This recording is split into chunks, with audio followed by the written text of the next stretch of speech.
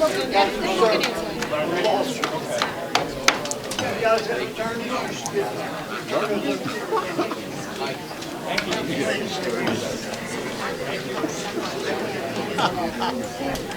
Well played. This is chestnut checkers. Is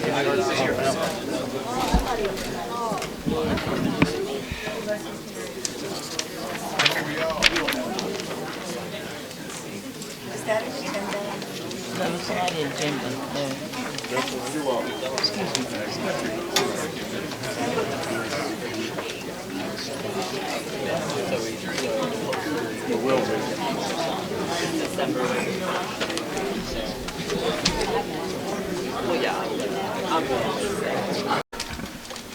We did not have an executive session prior to this meeting.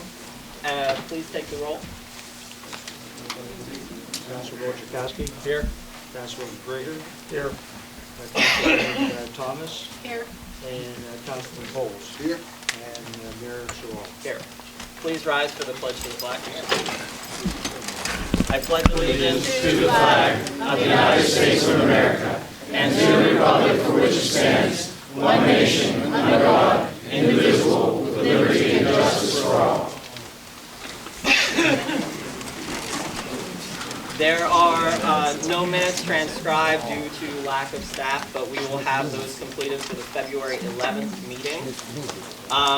And Devonna Carter requested time to give a presentation. Is she or anyone here? I'm here. You can come up here if you wish.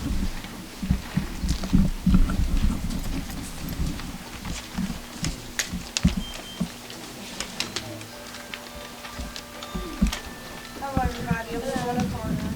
I'm a resident of Monessen. I've been here all my life. I wasn't sure if it was the forum, but I just wanted to bring awareness to the situation at hand. Not really a presentation, just. Can you please speak louder? I sure can. I'm sorry. Thank you. Okay.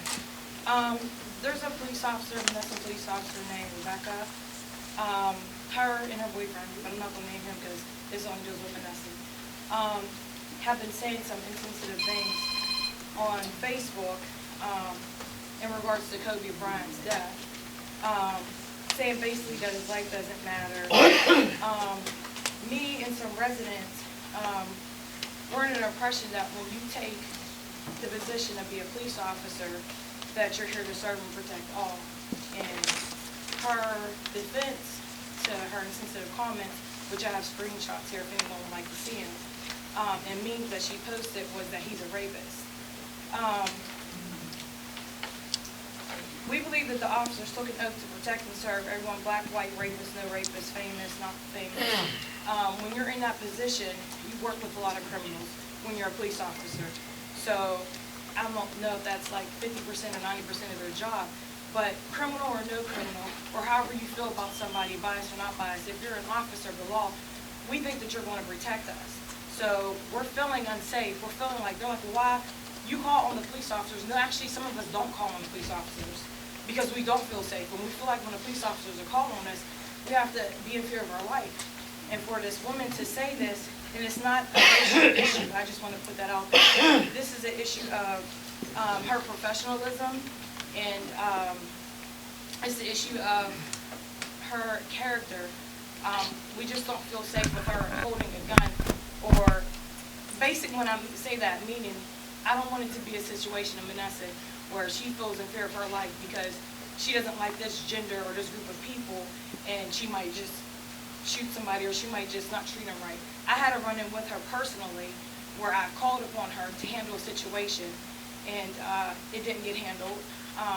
She was very nice when she came, but I asked her to take a report. I'm guessing she took a report, but I called. She said she would call me back. She never called me back. It was an instance where some employees from Sunoco were said to have stolen some money from a family member of mine, and I asked her to review the tapes. None of that never happened. My inbox has been blowing up with other people who've had the same incidences with her and harassment because of you dating someone who might have a criminal record, which goes back to you being a police officer and if you're a police officer, I don't think you should be able to pick and choose. When you're out there, you have to go and help whoever. There's some memes that she posted where we felt some type of way, where some residents felt some type of way, where she posted memes of him going down in a plane crash, and she's like, who is he? Just because he's a professional basketball player doesn't, that have the screenshots, doesn't mean that he should get any precedence over the others, which he shouldn't, but the only reason he did was because people know him for his fame.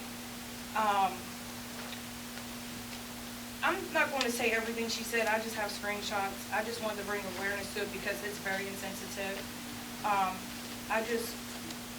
hoping Monessen, this isn't how we're going to allow our residents to feel when someone's on the force harassing people, and some of the people that went on her and give their complaints to the Monessen Police Department. But some of the people feel in fear after they do that because she's a Monessen police officer, that they're going to be targeted. Like I've been told I'm going to be targeted. Someone else got a threat in their inbox, and I just don't care.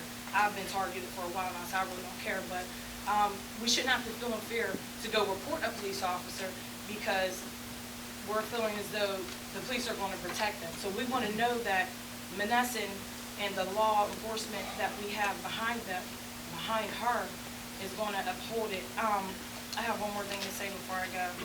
I took, I'm not sure if, sorry. This was inboxed to me also. It's number 23, I have a screenshot to show if anybody wants to see. It says, during off-duty hours, employees will conduct themselves in such a manner as to demonstrate the public's trust and confidence inherent in their position as a public servant. Any conduct which brings discredit to their profession, responsibilities, the Department of Corrections, or public service at large shall be subject to immediate discipline. I'm not sure if this is the Monessen policy book. This might just be the Department of Corrections, but I wasn't able to get a hold of the Monessen policy police handbook. So I'm not sure if there's an internet policy in place or any policy like that for her in place, but we're just asking that someone take a look into this and allow us Monessen residents to feel a little safer with her being on the force. If you want to say anything, I have to. Can you give those to the solicitor, those screenshots? I don't know if he,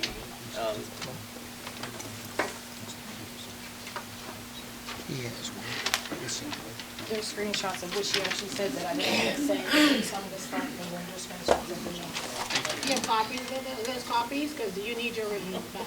I don't. I have them on my phone, and I can get more copies of Okay, them. so you're okay? Yes, I'm fine with that. I just want to make sure you still have it. I have them in my packet. That's fine. Okay. thank you. We will now open the floor for public comment on agenda items only.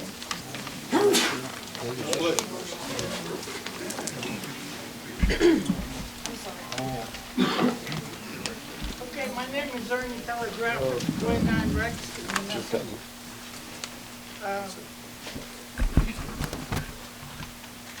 I hope the council from now on can help put parameters that when we come to a council meeting, we should only talk about what's affecting Monessen and not the whole world, because I could be here talking about China and their diseases going around. I could be talking about the Indians in Arizona. The key thing is we're going to focus on what Monessen's going to do to keep afloat and turn a new leaf, because when this new administration took over, and what I mean by new administration, 3 new council members came on board, and they took over, and they uncovered within the first 2 weeks in January, they uncovered we're in the hole over $450,000. In the last meeting in December, they said everything was, we're making ends meet. Okay, so how could we shift from making ends meet to being in a hole, $450,000, and it's counting? Okay, now they're not even able to get a TAN note, that's a tax anticipation note, from any of the banks. They're scared of hell out of Monessen. And part of the reason is you guys only show up when you think there's going to be a big fight and rumble in the jungle. That's what you. So I like to see all these people come on a daily monthly meeting. You guys should be down here and talk about the issues affecting Monessen. Or if you have solutions, give it to the council members. Okay? But we don't show up when there's a fight or a potential rumble. So, going back, we're gonna start concentrating on how we're gonna pull Monessen up because they're in debt. And if they don't get a TAN note, or if they don't get any more new money coming in, they may have to go Act 47. If they do that, you're gonna wait and see what prices are gonna look like and what services are gonna get cut. So, I hope you people all come together, not because you're in this group or that group, and one group is trying to outdo the other group. Like the last week, in this daily Mon Valley paper, all you keep hearing is this group is going to sue this council member, or we got all these issues, we're going to raise hell about what keep transparent. If the previous administration, the last administration that was here in December, if they were transparent, we would have known that there were 450,000 in the hole. So I think the main issue is we got to get ourselves together.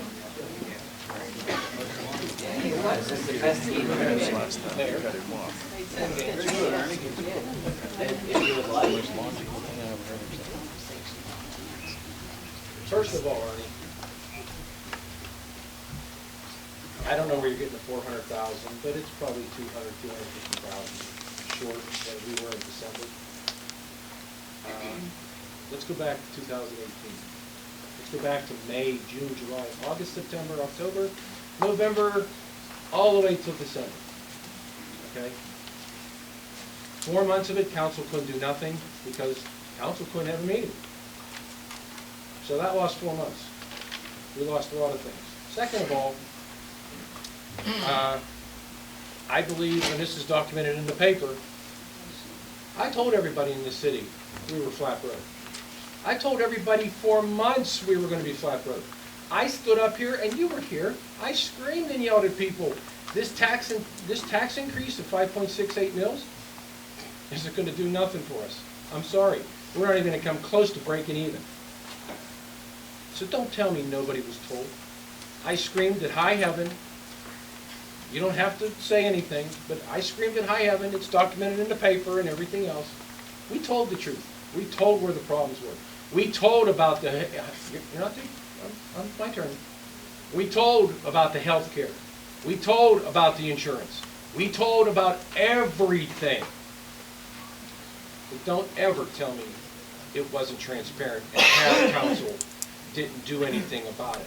Past council barely could make it through each week all by itself because we were doing 10,000 things. Okay? So please don't go down that route because you're full of hot air. And I have proof to back it up, and these citizens know the same thing. I'm sorry. We didn't lie about anything. No, you just robbed Peter to pay Paul. That's what you were doing. Okay, next comment. My name is Catherine Tepper, live on 487 Reed Avenue.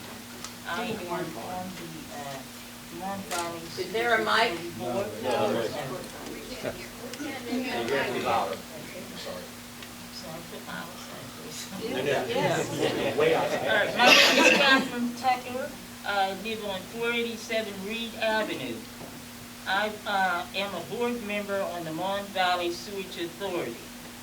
I do not know whether this paper was received from a lawyer, Mitzi, from Westmoreland County, that was sent to this office and sent to the board office.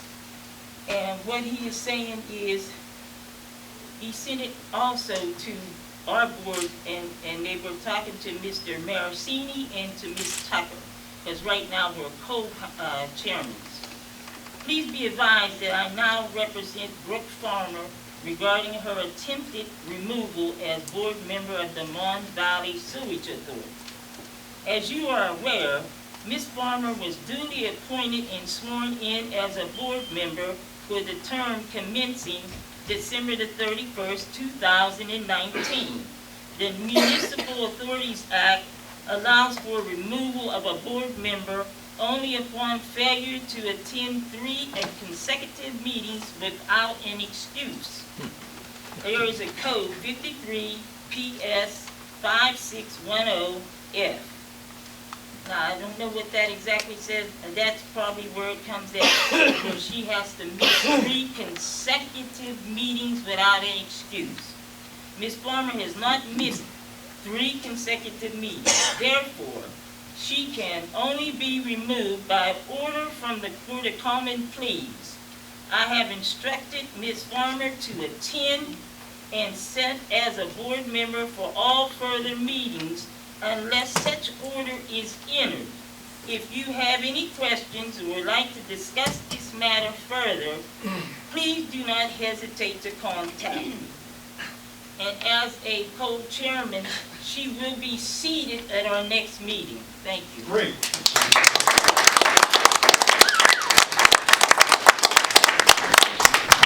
Mayor, with your permission, I'd like to answer that also, not answer it, but follow through with that on something, being that we run past council.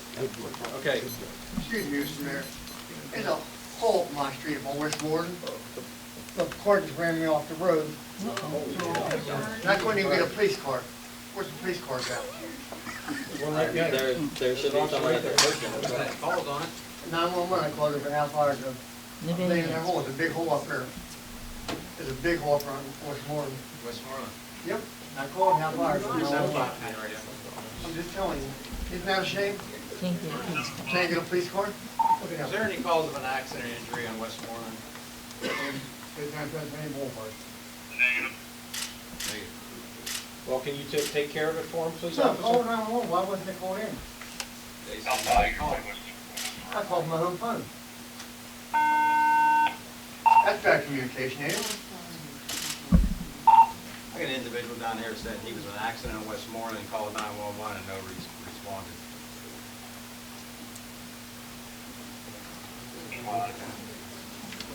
Again, my name, Bernie Furtall. County, did Bernie Furtall call 911 to report this?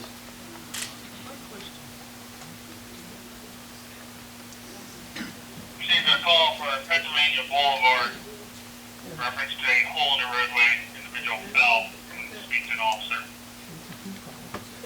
There you are. I'm sorry to interrupt you. They never gave it over to radio. Please get Well, that Officer taken Kelvin, care of. can you take this, help him with assistance right now, please? No, Come on here. but you know what, there's a big hole up there. Okay, he can follow. I'm sorry to Going interrupt to you. be 69 No, just so you're okay. Boulevard.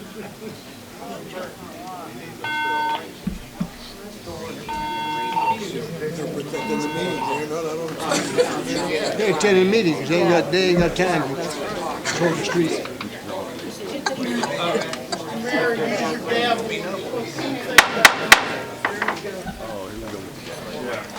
So anyways, as I wanted to mention, we were talking about the sewage authority. Council advertised the month of November, the whole month of November to December, asking for people that wanted to sit on any board or authority that was up for a month. Let's go back a couple administrations, probably go back at least 1, 2, 3, 4, 5, at least not 6. Those places were usually appointed. Right. And the mayor usually, not you, Mayor, but the mayor usually appointed those positions, okay? Council took a different approach and said, we're going to advertise, and we're going to, guess what? Interview everybody. And we did. We interviewed everybody. So, Ms. Farmer applied. She was the only one that applied for the position. We interviewed her before a council meeting, am I correct, Lois? We did. And after that, we had one person to pick from. Only one person showed up. I'm sorry. If you want to get more involved in your town, you need to turn around and... You interviewed me for that spot. Yes, sir, I did. Well, she's not the only one. I forgive me, I'm He sorry. was thinking about we interviewed a couple that night. There was a couple, but there was 2 or 3 for that We had position. Element. You originally did it too. I'm sorry, I apologize, you're right. There was 3. But we still interviewed. I don't know what to tell you. I don't know how much more fair that could be. Advertise for 30 days, interview everybody that applied, and then appoint somebody. Sir, I don't understand what that has to do with the letter that she read. What you just said. What I'm saying is is- about her removal, No, not the interview process. No, what he's saying is that's legal. It was done What we're saying legally. is it's legal. It was done legally, she remains on the board. Yes, That's she what was he remain on means. the He's board. saying we did it correct and properly. She We went remains on out of the our board. way to do it correctly and properly. I was asking. And then we turned around, and then she was sworn in. So, if anybody has any questions? Ron Moser, 25 Colonial. First off, just a quick question for Councilman Gregor. What is the capacity of this room? I'm not going to say anything, but it looks like we're over capacity right now, and is this a fire hazard that we're in right now? Honestly, you are over capacity, probably by 50 or 60 people. Would you like to get that? Who do you want me to throw out? Well, I'm not saying throw out anybody, but I think everybody should be aware that we're probably in an unsafe condition right now. But There's no question of that. You think? There's no question that we are in unsafe condition. Okay. Number one, your exit's there, and your exit's back over there. If there was a rush to get out the door, people would be trampled. I just suggest if there is a problem that occurs, everybody orderly leave as quickly as they can with no stampede. I would agree with you. And council stays here. Council will remain. That was just a bit of a thing, get out of the way. First off, I'd like to just point out something. You say no minutes for transcribed because there was no time to do it. The video, there's video, it's easy to do. It took me 40 minutes to go through and transcribe all the different motions that were made and so forth. Minutes are not that complicated. I don't understand why you weren't able to accomplish that, but I'm going to move on from that. That's something that I would have expected our city administrator to take care of. If we're going to have a motion ratify and reaffirm all the different things that took place on the 6th, which was in shambles for numerous different reasons, then I think it should be clear that, first off, you, Councilman Gregor, really ought to think long and deep and hard about your ethics and conflict of interest as far as voting for city administrator. You have to set yourself back to that 6th, and it's time that you can make right what occurred that time. Let me continue on. Councilman Coles, you have a motion here to pay a list of bills upon receipt of funds. What are the prospects of seeing any funds come in, and when do you expect to see those funds? Well, let me answer you this way. I've been in that position for only 16 working days. Okay. And I've been with the city administrator trying to work some things out. And can I shift my time to the city administrator, Mr. Arhine Mayor, relinquish my time, and his report will answer some of the things of what you're alluding I'm to. going to pause your time as well, just so you're aware. As long as you're doing that, I would like to call your attention to a particular point law. This is in the Sunshine Law, and it says that the authority created by a political subdivision, which would be the city, shall provide a reasonable opportunity at each advertised regular meeting and advertised special meeting for residents of the political subdivision or the authority or created by a political subdivision for taxpayers. And it goes on to comment on matters of concern, official, and so forth, prior to making any official action, before any motions are taken. So, as far as I'm concerned, I will be as expedient as I can, but I do not feel bound by your 3 minutes. Well, I will gavel you when your 3 minutes are up.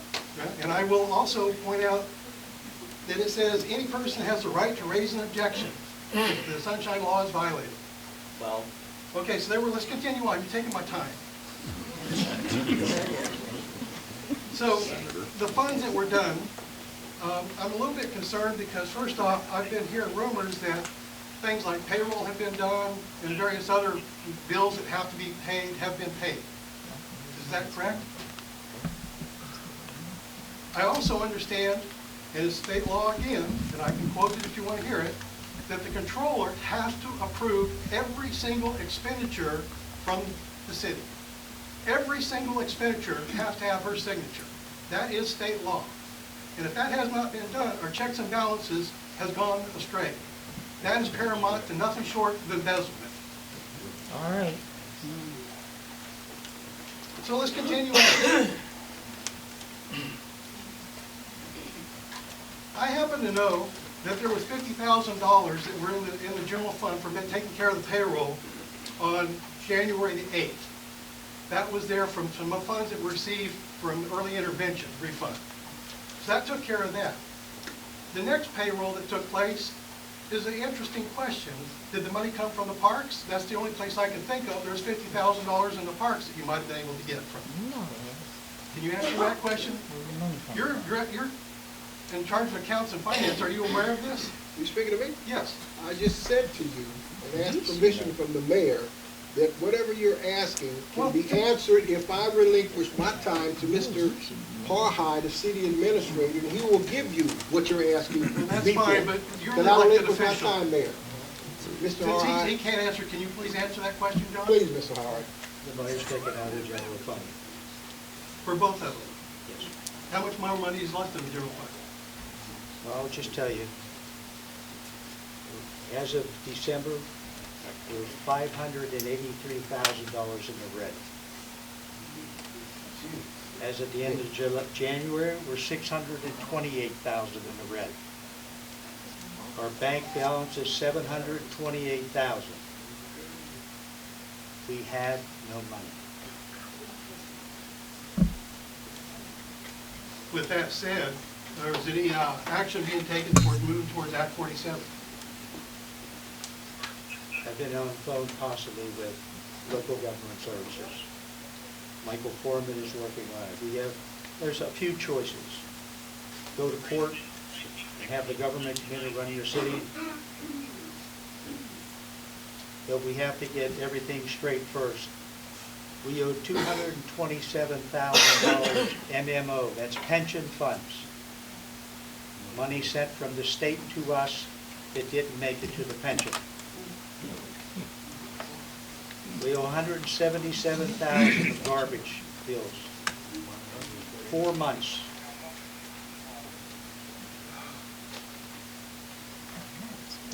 So let me make it very clear for just a second. Act 47 is not the end of the world. Act 47 is basically the state can come in and finance these things for us. I don't know what they'll do. If you're telling That me is, they will. on the web, if you go to the web, that's what the primary purpose of Act 47 is. The state will come in and clear the finances. If you look at what happens, and there's lots of cities that have done this. They will do that, but they will also ask for a forensic audit. Yes. We need one. And I think the citizens of this city should want a forensic audit done. Absolutely. You just had one. Just had one. Cipher. Yeah, but you know something? You never gave a report that there was no problems. Tony, did you have a forensic audit? We had one last year by Cipher and Cipher. And it came back where the general fund was only $56,000. We would have balanced it for the very first time in 8 years. But the reason we didn't balance it was because of a litigation issue that someone got paid a pension that they shouldn't have, and the state, we had to pay it back to the state. That's on record. What's the I would tell cost you of the this. forensic audit? We have filed for a TAN note. And the bank asked us for the last 3 years of Cipher and Cipher's annual audits.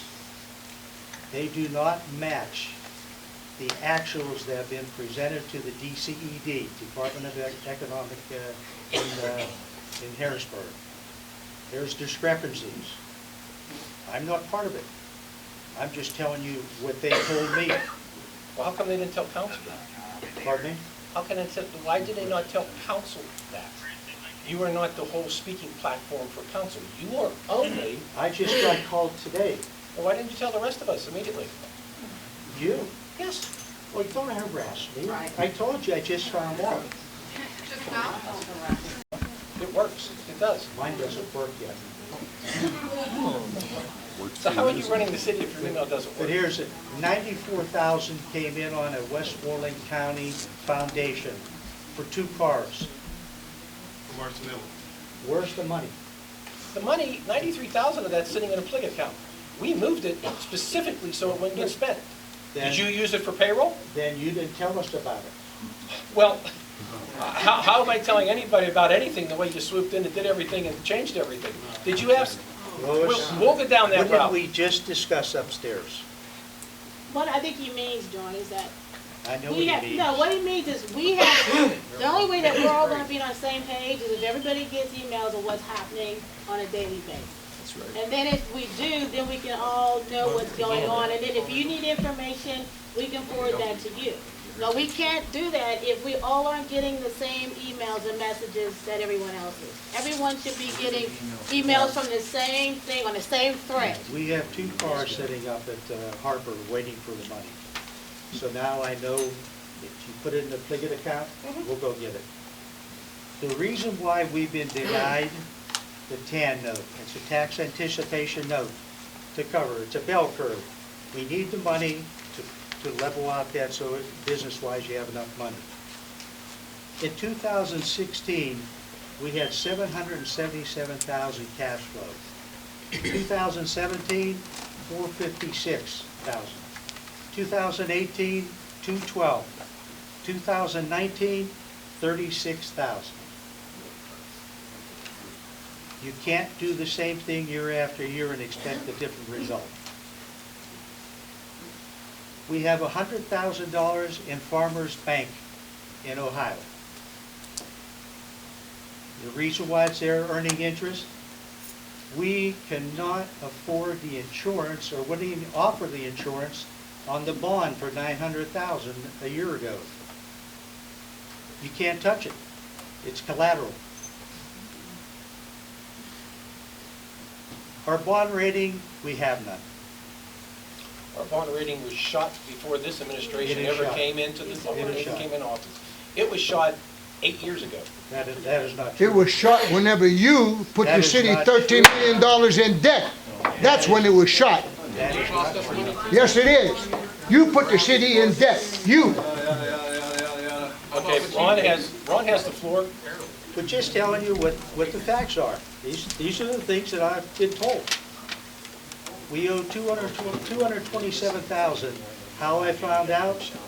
Hunterdon Bank called me and told me, when are we going to send the $227,000 in? For? Yeah, we don't have the money. For what? For the MMO for the 2019. Yeah, well, let's go back, because you don't want to tell everybody this thing. I But no, have last the year, floor. no, you didn't have the floor. Ron has the floor. Let's get that straight. You asked me a question and I Okay, I'll wait, I got a list. That's not a problem.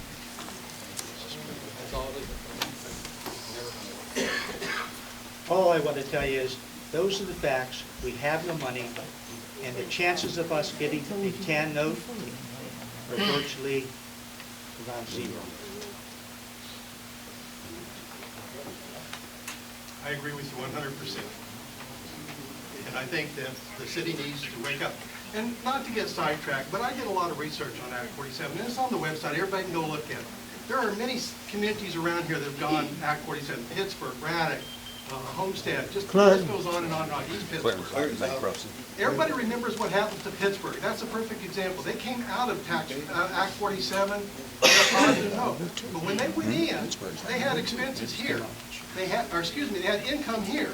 They had expenses that were way up here. What did Act 47 do?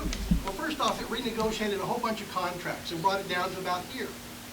Then the next thing that happened is they went out and did reappraisal on everybody's house, and they finally got it back to where it was on an even keel. And for the last several years, Pittsburgh has been growing in a positive direction. And then 2 years ago, they came out of Act 47. So it is not the end of the world. It is going to be changes. It's going to be tough. But you know what? We haven't had a road paved in a long time in some neighborhoods. But let me just say one other thing here. This is in Article 7 of the third-class city code, and it says, the controller as a public office will not be abolished. The controllers will be too, and the first one is countersign all documents authorizing payment of monies from the city's treasurer. I just want to make sure that if we're going down and going through forensic audits, that in fact we're doing it properly, above board, with all the checks and balances right. And that means every single thing needs to be going through the controller for an expense. I want to try to wind this up real fast. One of the resolutions you have, Mayor, is Resolution 2 of 2020 in support of re-imaging Westmoreland. And I was here at the January 6th meeting, but to be honest, I don't remember what it is, and there's no minutes, so there's nothing to refer to. When it gets time, I think you really need to explain what that is once again, because I think that we're just, in a black hole right here, right now. Last but not least, the very last item here is a motion to enter a contractor agreement for professional services for payroll and taxes on a month-to-month basis for $300 a week. Well, I'm a little bit concerned because I've been hearing rumors that a certain individual has been in here already going through doing QuickBooks and various things like that. Is that correct?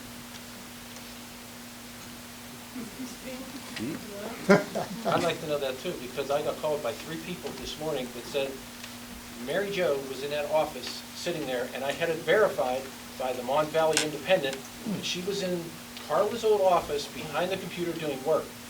Now, if that is the case, and someone on this council or yourself authorized her to do that, I want their immediate resignation, because that violates HIPAA, security, and personal information that was accessible to somebody that is not, and I repeat to you, is not a city employee.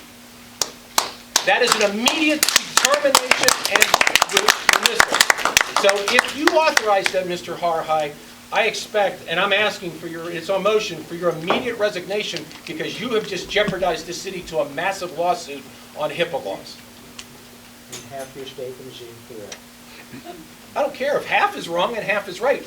She was seen back there doing something. She wasn't, had nothing to do with that. She was helping me with the report. She's not allowed to help you at all. She's not a city employee. She has no business down here except for paying her taxes and doing anything else. You did not hire her, nor did city council hire her, or put her on a stipend, or put her on a contract. So quite frankly, your just admission just said she was down here helping you. I want your resignation immediately for you jeopardizing this city by federal and state laws to violate the HIPAA law. Can I have our solicitor comment on this? I mean, you shouldn't have anybody who's accessing medical records, obviously. No. Or personnel, or payroll. Or personnel. Any personal We were doing the work. No, nobody should be doing that. Nobody. She's not an employee. You can have somebody who's volunteering to help with certain municipal functions, but if it's unpaid, if it's paid, Excuse it me. needs to be approved by So council. she can sit in an office that is behind a computer doing work that's been used for the clerk's job, that's okay. If it's not having access to not disclosed. How do you know that? Someone's behind it. Yeah, you don't know that. You don't know that. You don't know that. If somebody's behind a computer, you don't know what they are doing. You don't know what, and that's true. When you first took office, Right, but you after right. January 7th, You do not. I also got phone calls that she was down here in your office working with you behind on the computer. It's not once that she's been here, it's not twice, and quite frankly, Mayor, I have a question, and it's not directed to you any other way, is being that you, on January 6th, you took the cameras of City Hall offline and unplugged them all. Now, that means the city has no recourse if something happens in this building that the police can review and look at the tapes and see what's going on. They would not have recourse anyway because they had audio. No, they did not have audio. And I could prove it because he maintained them.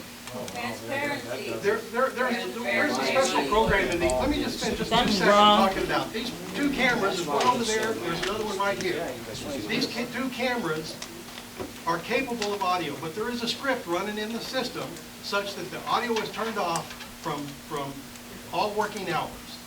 After working hours, it goes on to a motion detection mode. And the only thing it's looking for is somebody that's breaking in here at night And when it's at nighttime, it does turn the audio on. That's the only time I can show you all the records and all the video from it. That's the way they work. There is no audio on these cameras during daylight hours. Oh, we know that. Come down and I'll show it to you. I mean, Ron, if there was a chance you were listening to employees, that's, you shouldn't be doing that, right? There's no chance. It's been deactivated. Because you're Why do you saying. turn off security things though? That's why you hire a professional to do these things, to set these things up, and that's what I am, a professional as far as the video is Well, concerned. that's what you're telling us, I understand that, Ron, but if you're Find listening, somebody else if to you're come in listening and to one point of the day and you're telling us you're not listening to another point of the day, as an employee, you violated my rights. First Correct. off, the only time, all this goes to the police station, that's the first thing. The second thing is, it was determined by Ron Cervelli when this was originally done, that they needed video cameras in the building to protect the people that were working here. And when he did that, we set it up such that the audio was not recorded. The audio is not even available, it's just not even there. The only time that there's audio is after 5 o'clock at night, when it goes on to a night mode. That's what you're telling us, I understand that, but. No. Come on, you don't believe him? Come on. Oh, no, why would I? The burden of proof would be on you to say that they're being videoed. That's the problem. Come on. Anyway, thank you for your time. Yeah, why you turn off the Are other? there any other public comments on agenda items? Is the dress right? Why you turn off security? I don't think everybody really talks about agenda items. So I do want to say one thing to you, Dawn, that you lied to my face, and to my sister's face, and to my uncle's face about what you were really here for. And you should be ashamed of yourself, because you used the time we spent burying our parents, well, not burying, but putting them in the niche, to lie to our faces. And I heard you were an upstanding person, but I'm not so sure, because you came here and did opposite of everything you said, but whatever. And I also wanted to say something about this $300 a week for payroll. Judy did the payroll after the other girl quit for her same salary, which was $55,000. You can't even do the minutes for the meeting, and then we're gonna pay someone freaking $300 a week to do payroll? Like, why? Why? You're making $5,000 more. Why don't you handle it? And then another thing is, Dawn, since we hired Parhai and he was your boss, what about Heppel? How are we gonna appoint him to the sewage authority when he is also on the board of the cemetery? I'm not on the board. He's not on the board of the Oh, and he's cemetery. dropped off now too? Not anymore. It doesn't matter, Not like, for the there's position of the already sewage a authority. connection. There's a May I- connection, I don't think it's right. May I respond? Sure. When Mr. Captain came to interview me at the cemetery, and I had realized that I had been remiss, because it never occurred to me that You're a there smart wasn't. man. No, You're a smart I would agree with you, I'm fairly intelligent. However, it did not occur to me that there was conflict of interest. Number one, when you serve on the board of Grandview Cemetery, it's an unpaid position, it's a volunteer position, and technically, yes, he could fire me. However, when it was brought to my attention by Mr. Kaplan that there could be misconstrued that there was a conflict, I immediately asked for Mr. Harai's resignation. He gave it to me. The next day, when I saw Mr. Heppel, I asked for his resignation. Okay, well, I still think it's wrong. But anyway, why I are we, checked with why, an attorney. what's that? I checked with an attorney. Okay. But the other thing is, why are we getting more part-time police officers? I thought we recently just did that. But why don't we get like some people to help with the city workers who actually like only have, what are there, 6, 8? Like they need help. I would They should be agree. Well, why are we hiring more police officers? I mean, there were some hired, I full-time can't answer and that part-time, question. whoever this can go to. This is just so everybody can hear. The city workers need help more than, I mean, I'm not saying the policemen don't, but they've been going with 6 people for how long now? And then one other thing is, why haven't all the bills been going through our controller? Anybody got an answer for that? Good question. That should have been done on December 27th after she was put into office. What should have been done? Everything, the swearing in, the bond, everything should have been done at that time. So why wasn't it? It was done? Was it done? I was sworn in. She was sworn in. So why I aren't, was never contacted by it. so why aren't we doing what we're supposed to? Because we're, I wasn't even around at the time. It was in December. The January 6th Signed the reorganization bill, was meeting here. is what I expected after that meeting, and they came back. I expected to hear from them.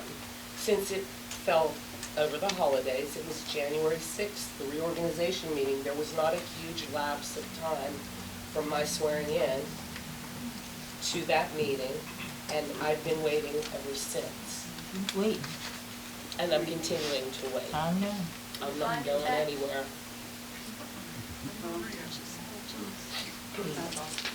thank you. Hello, everyone. My name is John Francis Gollum, 1545 Mellon Avenue, Monessen. First of all, with this new city solicitor, I'd like to know, I think the public deserves to know, what your salary is. What are you being paid by the city? My monthly retainer is $1,000 a month, and it's an $100 hourly rate. Very good, thank you. Now, I feel for the past 2 years, Mayor, you have failed to serve this city. You've taken almost $12,000 in your fee as mayor. You deserve to pay that money back to the city for failing in your responsibilities as a public servant. Second of all, you came up with this ridiculous letter about this building being not up to date as far as many faults with it, and the Pennsylvania State inspectors came here and proved you dead wrong, and it cost the taxpayers of Monessen a lot of money to pay 7 inspectors to find out all your accusations were false. Therefore, you should pay that money back to the city of Monessen. I've had enough. It has to cease and desist. And don't thank me for my comments.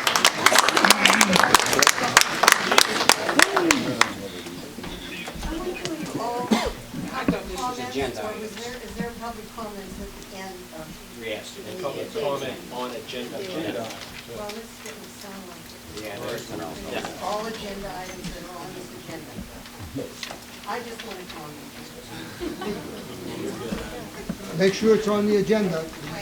Well, I don't know what, because I didn't hear, I heard some things that were on the agenda somewhere. My name is Madeline Dudas. I live at 32 Shaw Drive, Monessen.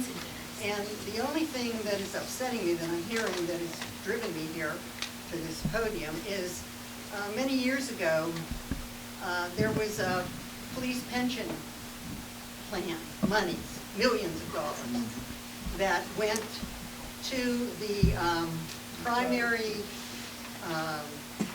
partner of the previous law firm, and he gave that money to his brother who had an investment company.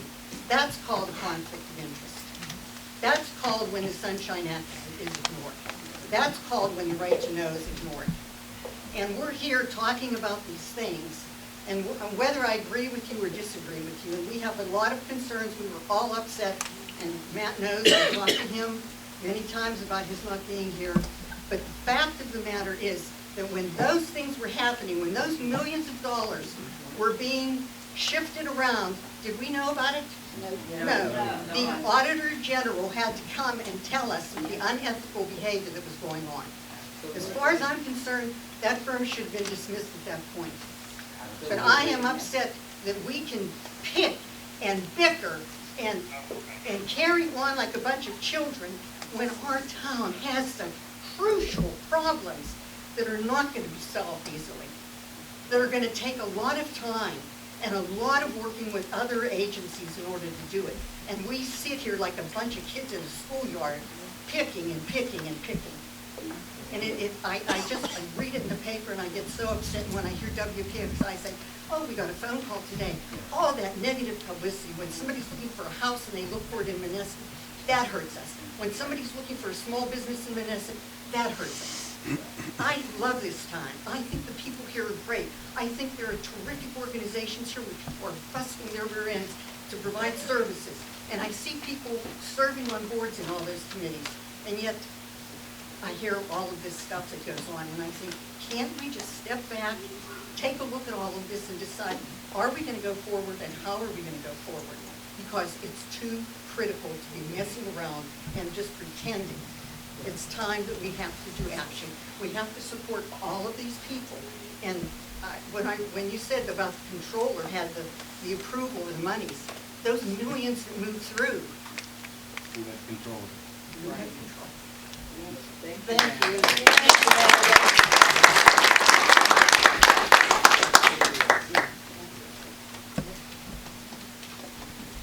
All right, we're going to move forward. We have under old business, a motion to ratify and affirm all official actions and votes of council at the January 6th, 2020 reorganization meeting of Monessen City Council. Is there a second? I'll second it. Discussion. Question, Mayor.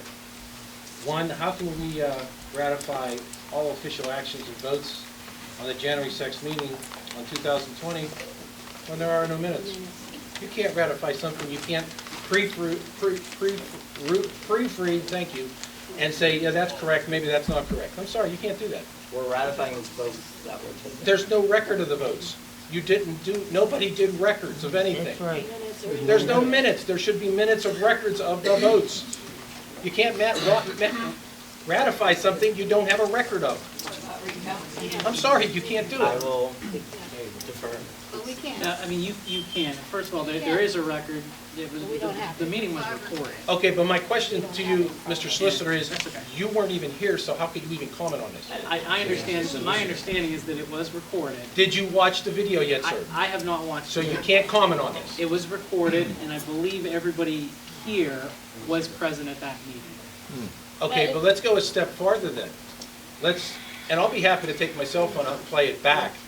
At the couple minute mark, when there was a mayor, you asked for a motion to remove the city solicitor.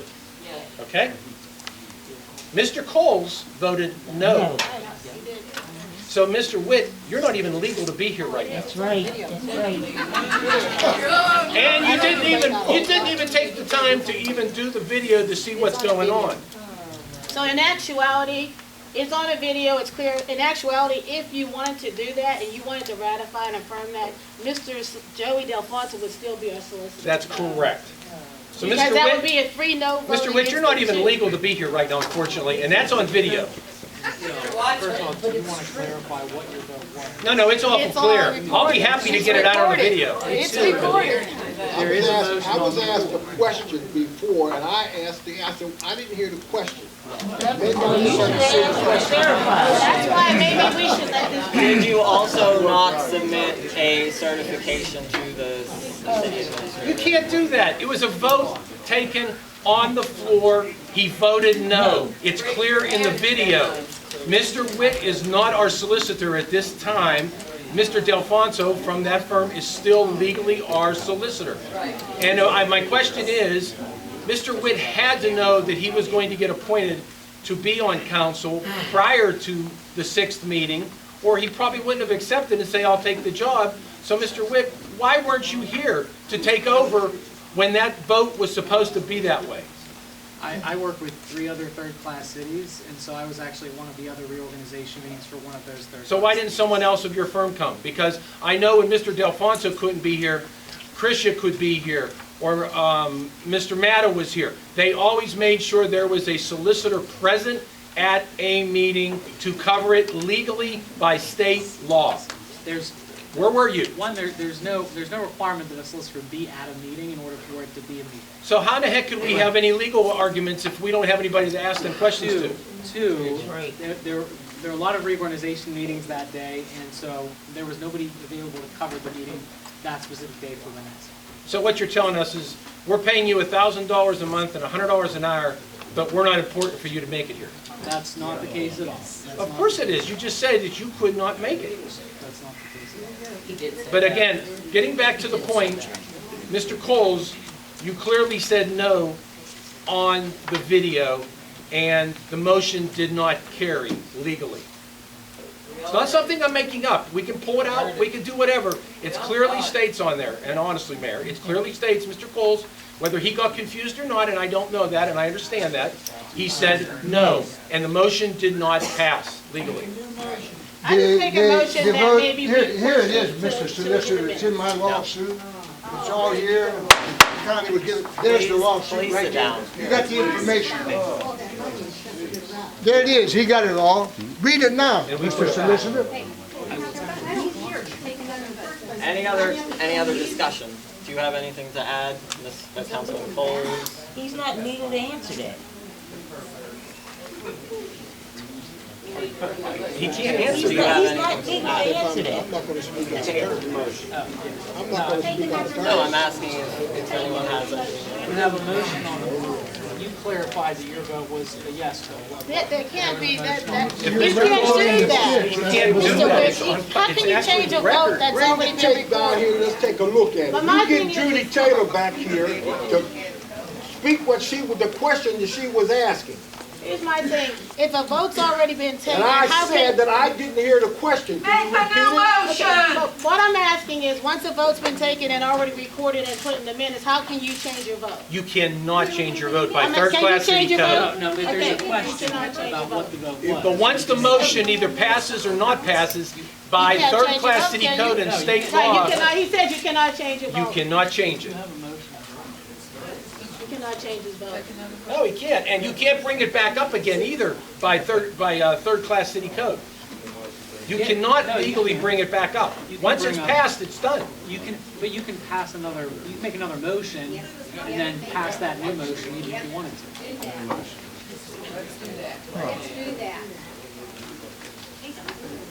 So should we continue with this ratification? I don't believe you can ratify anything because there's no minutes and there's no record. There's nothing. That's what I say, table it for now. Table everything. Why don't you speak clearly so everyone can hear that? Can you let the crowd know? I mean, I'm speaking just as a point of order to the mayor and who's conducting the meeting, yeah.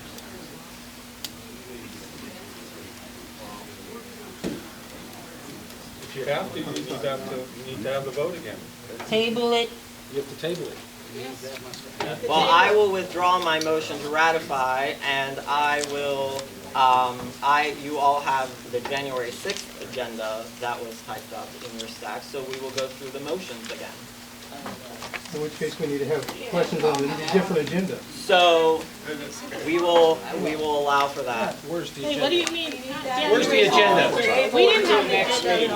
That's the agenda that was typed. But we didn't Yeah, have we this, had it. we didn't have this at the Yes, meeting. that's part of the ratification. But we didn't have an agenda at last meeting. Ratification, all of it's tabled. So how do we get a meeting now where we didn't have this at the last meeting? That is for reference, because we're ratifying the vote. Is that, I really don't know what you're talking about. What is that? What's the agenda? so they're saying, I'm just want to be clear, so they're telling us that we're not required to have an agenda at meetings. There's no state law that requires any municipality to have an agenda. So when, well, how do they comment on agenda items if there's no agenda? Well, that's, just as on your meeting. No, but public he's saying comment this section. never came out at the meeting. There was nothing So there's produced an at the agenda meeting. distributed, there's non-agenda. Why didn't you things give it that then? weren't listed? Those Because items by can be law, reopened for public. he did not take office until January 6th meeting because council passed that resolution. Mr. Mayor, bang your gavel, call your meeting to order. You've got cross conversations going on. Call your meeting to order and take one thing at a time, just a suggestion. There you go, thank you. So, I withdrew my motion to ratify the official actions, and we're going to take a vote again. So, I'm making a motion to terminate immediately the services of the law firm of Dodaro, Madden, Canvas, and Joseph R. Delfonso. Is there a second? Is that legal? No. Not unless you allow. Yes. I'll second the motion. No. Question on the motion. Yes, Mayor, then my question is, if you're going to do that, everything that you're going to redo has to have public comment on every item before you can take a vote. It must be presented. If it's a motion, you have to give public comment on all that all over again. You gotta bring the city administrator back too. You gotta bring the city administrator Yes, back the too. ratification is on the agenda. We are ratifying the vote. In fact, I'm going to put back my motion again to ratify and affirm all official actions and votes of council at the January 6, 2020 reorganization meeting of Monessen City Council. Is there a second? Is that legal? No. Is there a second? No. Discussion, any further discussion? So I'm going to again go to our solicitor and ask him, and I'm also going to ask him that he puts this in writing as an opinion, whether that's legal. Yeah, that's, my opinion is that is legal. You're going to put that in writing, sir? I'll put that in writing. Clerk, please call the roll. Councilman Grigor? No. It's not legal. Councilman Orchakowski? No. Councilman Thomas? No. Councilman Coles? Aye. Mayor Sherrill? Yes, motion carries. New business. There's the vote. You count the vote. There's City, 2 yes. city treasurer report. He was clarifying what his But that's not happening. Would the city treasurer please present his report?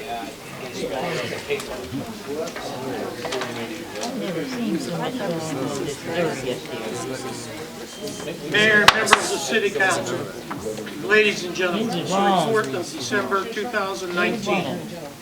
Garbage fees and city real estate taxes collected for the month of December. Garbage fees and the revenues. Current for December, $8,004.75. Year-to-date, $317,812.50.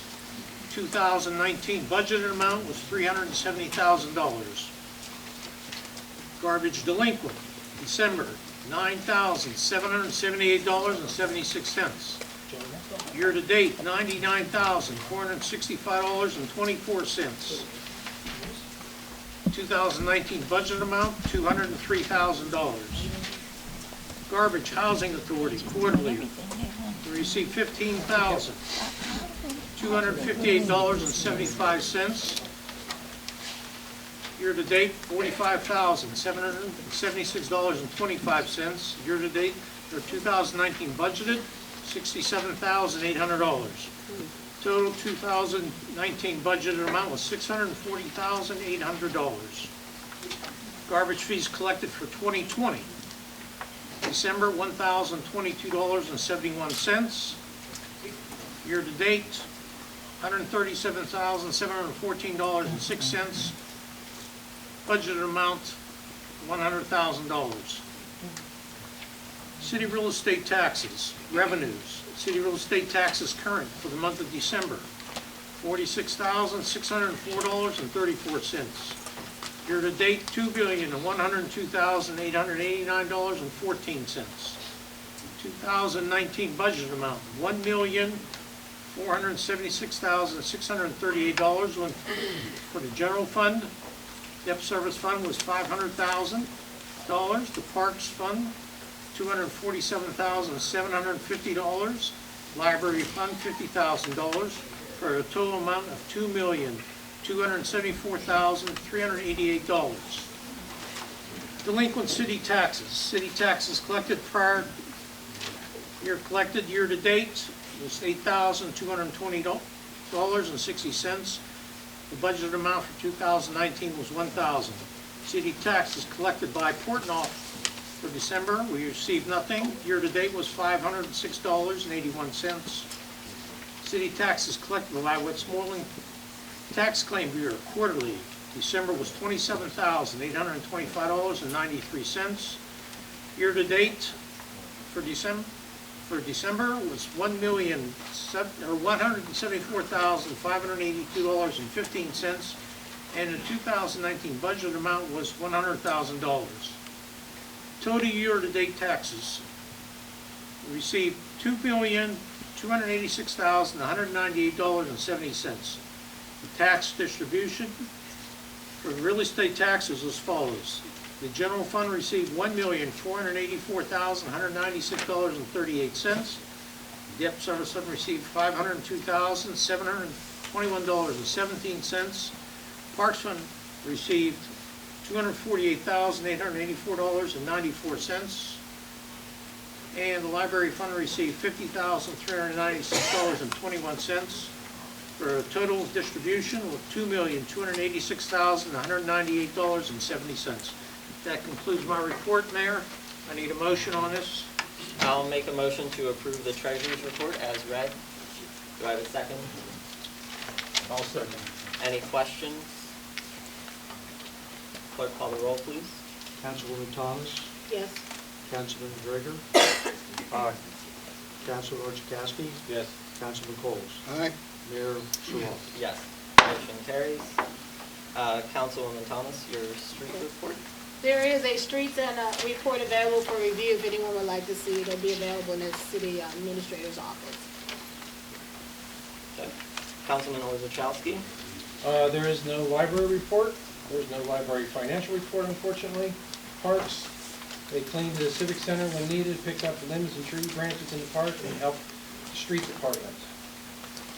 I do not have a civic center, recreational center report. I may have missed it, but I don't have one. I'll send it to you. And there is no recreational center financial report at this time. And I have a motion for discussion to remove and fire the city administrator. Is there a second? Second. Discussion? And the reasons for this are not personal, John, but there's some serious things that have happened. One, as I mentioned before, Mr. Harhai enlisted assistance of 2 individuals while working as the city administrator. This could be a violation of federal HIPAA laws, being that the sensitive information could not have been reviewed, or could have been reviewed by these individuals. They're not employees of the city nor the union. Council needs to review any file footage to see if this is true. I understand, Mr. Harhai, that you screen all your calls. You have a secretary. Marlene, at least when we were on council, was not Judy's personal secretary. Judy answered the phone as she should, and as you should, as the city administrator. People demand and deserve to respect to actually listen and talk to you about a question, not I'll take a message and he'll get back to you. That's not what you're here for. You refuse to answer any of my emails that I have sent to you and other members of council. I've also sent requests to your Gmail account with no answers. Why haven't you reached out to myself and or Lois? We have, and I have, this also goes to our solicitor down there too. I have emails printed out from every email I've ever sent. And I've sent them all to everybody. Not carbon copy, not blind copy, not everything. And they range from everything from questions from Mr. Coles, what are you doing on finances? What our finances are? To Mr. Harhai, what's with this, you being all of a sudden the executive director of the redevelopment authority? All the way, Mayor, I've asked you questions, I've asked Mr. Harhai other questions, and I still got nothing. I even asked the solicitor, which I have questions for here, what was your hourly rate that you're charging the city? It wasn't until Mr. Moser stood up here right now that I finally found out it's $100 an hour. To this point, I never knew anything.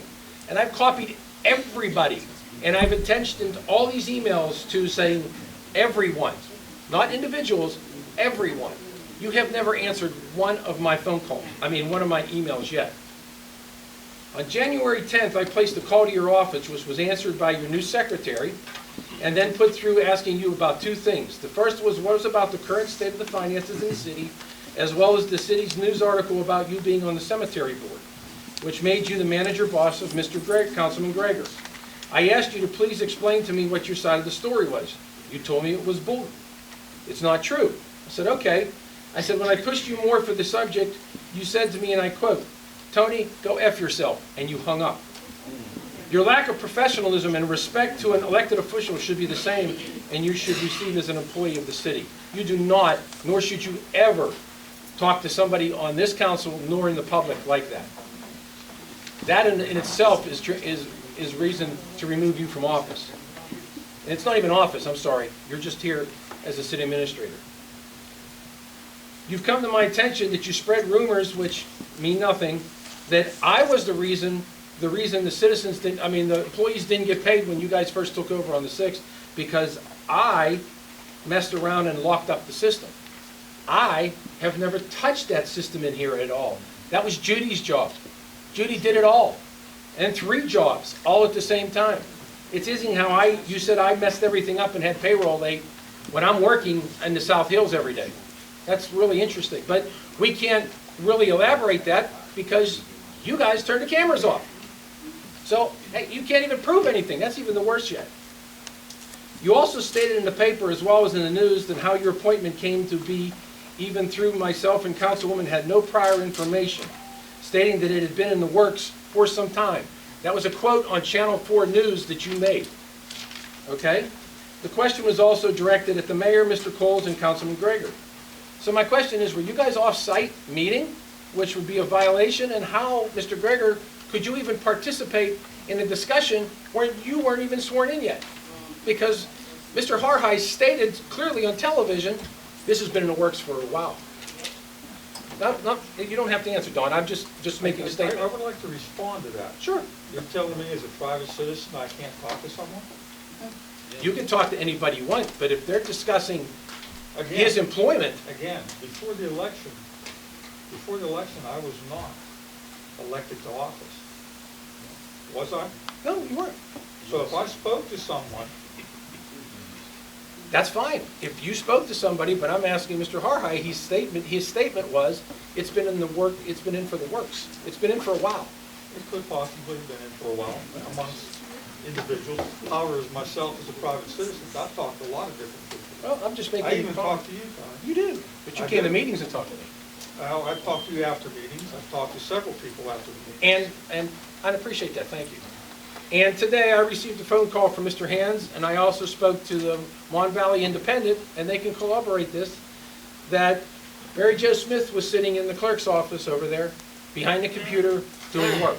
Whatever work she was doing, I don't know.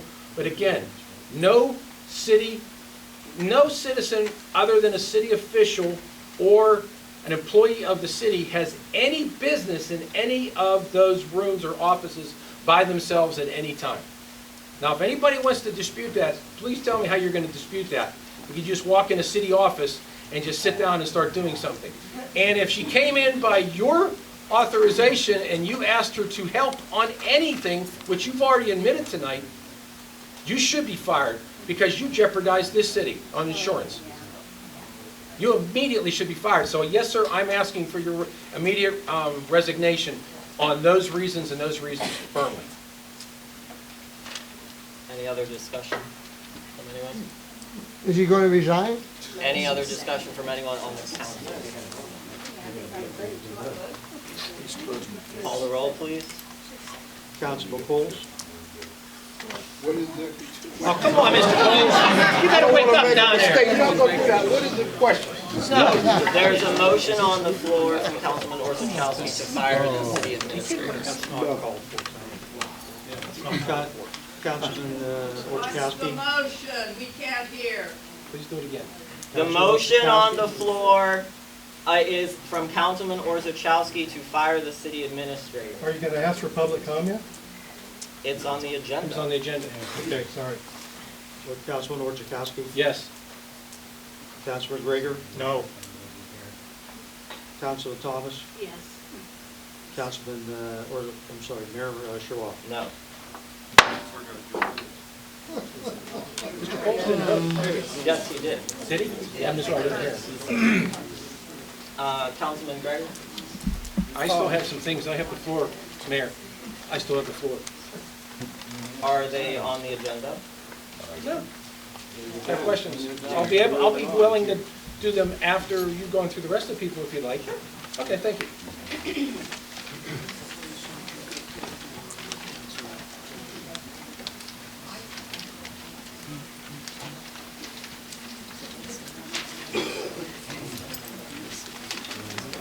Okay, I do have a code office report available for anybody who wants to look at it. The financial report I also have, and basically what they did this month was they took in $33,815.50. Year-to-date, they took in $176,311.24. Also, I have the fire report from Mr. Roan. And if anyone wants to look at that, it's available to the public. Also, attached to the report, I have a message from Mr. Roan. It says, effective today, 1/27/2020, I would like to tender my resignation as the municipal fire chief of the city. It has been an honor and a pleasure to have served in this capacity. Chief Smith will have the portable radio that was issued to me. I can assure you I will be forwarding all items to whoever may be the next chief. Thank you again, respectively, Christopher D. Rowe. I would like to thank him for his years of service and wish him well. That's basically all I have except the EMS reports.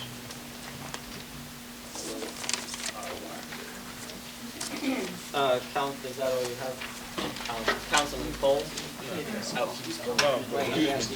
Oh, I'm sorry. I misplaced the EMS report. I have it here, but the total incidents that they ran for the month was 114. Total incidents for the year was 1,601. And they do a fantastic job. That's all. Councilman Cole? I was asking. It's your turn on the agenda. Council time. As it's stated here, I'm asking for a motion to approve the list of bills to pay upon receipt of funds. I'll make that motion. Is there a second? I'll second it. Discussion? Mr. Coles? Yes. Where's the list of bills? I'm going to say to you, as I said to this audience here, I don't know what you expect miracles in 15 to 16 working days. 2 years. Okay? 2 years. You see, you folks don't know that, and I'm going to really get into it now. A lot of this mess down here was caused by people that did not know what they were doing when they were running the city. And no one can hold me responsible for whatever went on when I was absent. Is that true? Is that true? Now I'm going to ask you a question, Mr. Orderchowski. Can you tell me, pardon me? I didn't hear you. Mr. Orderchowski, can you tell me what you know about Section 3? You had 2 years to learn the job. Can you tell me what it is? Please enlighten me. You see, but you ran the city as the deputy mayor or whatever you were at the time. You were violating all the compliance laws in Section 3. You approved contracts and you awarded them out to people making community development block grant money, Pinvest money, whatever grants it was. And none of the people that you awarded those contracts to had not one black person on their payroll. You should know that before you awarded the contract. And I know it's not like to you. Hey, you're partly responsible for it. Listen, don't be pointing your finger at me. I'm not that guy. I'm not that guy. Mr. Coles? Mr. Coles? Please finish addressing. Mr. Coles? Who's he pointing at? You? Me. I ain't that guy. Excuse me. First of all, Mr. Coles, when contracts went out for bid, anybody and everybody had the same opportunity to bid on that job. Okay, 1. 2, we always accepted the lowest bid. And most of the time, we only had 2 bids. If we were lucky, Morgan was one, and Rittenauer might have been the other one that actually crosses my mind. I don't ever remember anybody else bidding on a job. And most of that stuff was also, are you talking streets and all that, Mr. Coles? I'm talking whatever it is that you're saying. No, I want you to...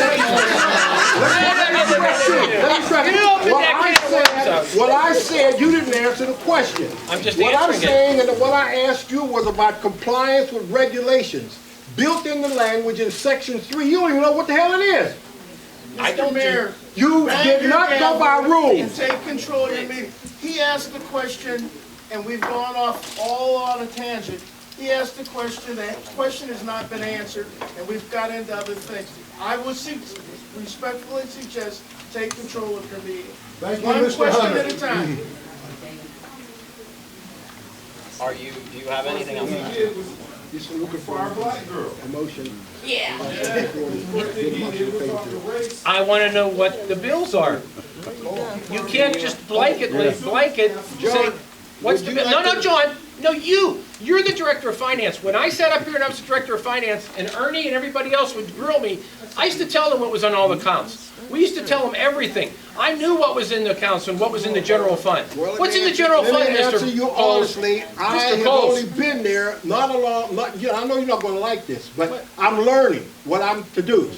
And that's my answer. 16 days, what do you expect, miracles? Okay. Okay, Okay. working, you the new. That's Okay, my please, answer to please, you. just one That's my thing, okay, answer. please, just one thing, okay. I understand where you're coming from, Mr. Cole. So what I'm asking is, okay, fine, we understand that we need to pay these bills, but normally, how it proceeds is that, say, we make a motion to pay this for this bill, which you may not have at this time. So until we get the list of bills and what they are about to be paid for, why can't we wait till we get that list of bills? I reiterated upon Right, a receipt. upon receipt And of funds. then at time, then shouldn't we specify what that bill is and what we're gonna pay it for? Thank you. No, you're already making At a that motion to time, pay right, the that's- bill. Right, that's what I'm saying, we can't do that until we know what the bill is and what we're gonna be paying. We had the bills, That's Mayor. what I mean. Mayor, we had the bills in order, what we were paying and how much we were paying. There's no problem with paying the bills. Is there a list? I don't have the list, I'm not on that no more. And that's what meeting doesn't have it yet. Mayor, So how can we make a may I motion? make a simple comment? Need to table it, soon as he can get it straight, have a special meeting. Just for bills. We don't. Yeah. We don't know If what we're there's no paying. list, you have a list? Yeah, how do we know what we're paying? You can't just do a blanket pay bills. You can't do that. Mr. Mayor, I would suggest what you do, Mr. Mayor, I would suggest what you do is respectfully that someone makes a motion from the council to postpone the paying of the bills until they are presented and give a date, maybe the next meeting. We have a list here. Do you want to withdraw the motion, or? I'd like to withdraw my motion, okay, since I don't have a list, okay? There's a list, but it will be more complete, whatever, but I'd like to withdraw. Now, Mr. Mayor, you need to have someone make a motion to pay the bills at the next meeting. Mr. Mayor, who is this gentleman who continues to interrupt? I mean, all due respect to you, sir, but you're telling the mayor how to run the meeting. Who are you? Is there anything else? He's more educated than you, Mayor. Is there anything else, Councilman? Very good point. Mr. Cole. I've only suggested, and I've done it very respectfully. I've tried to do it respectfully. I'm David Hunter, I'm the president of Mon Valley NAACP. I was asked to come to the meeting because first of what happened with the police officer, and the fact that a lot of folks were here asked me to attend the meeting. We will, could we finish That's this? great, and sir. then I appreciate you being here, but it sounds like we will you're running a finish meeting with for the public mayor. comment. Run the meeting. I appreciate that. Controllers, do you have anything? Yes. No. I do. Excuse me, I asked him some time on Mr. Cole. If I have any time left, I'd like to relinquish it to Mr. Greger, if that's okay, Mayor. Sure. We in Congress, we relinquish in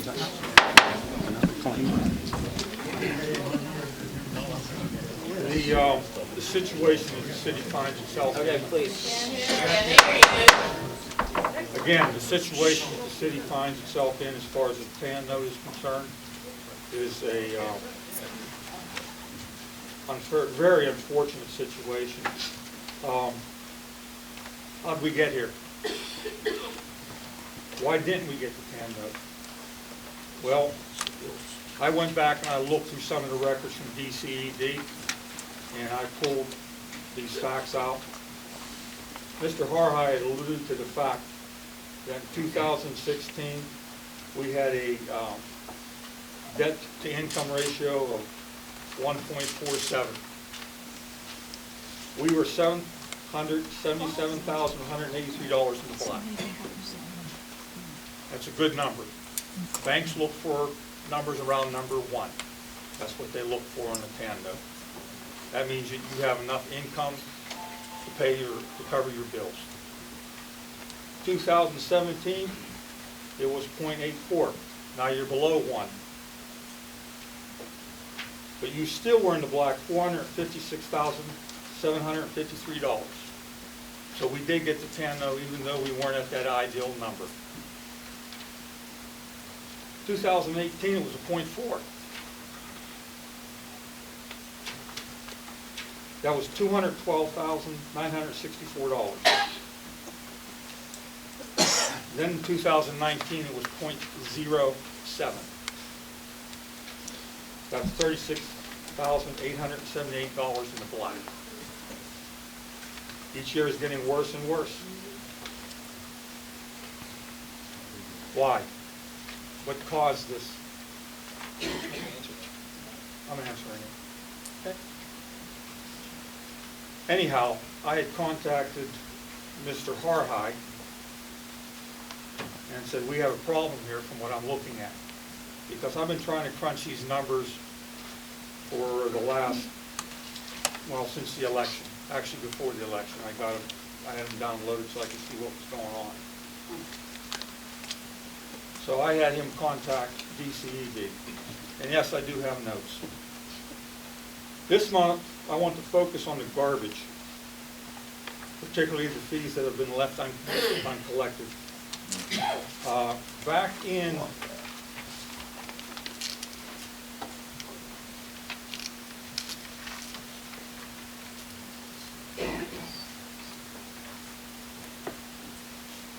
Back in 2012, our garbage profit to loss ratio, we actually made $209,000.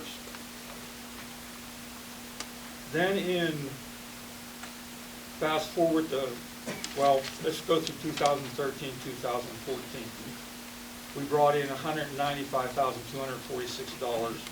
Again, that was in a profitable position.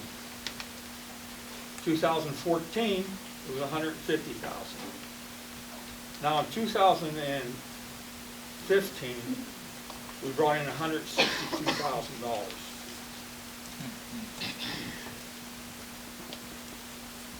However, in 2016, we dropped down to $147,000. 2017, $99,000.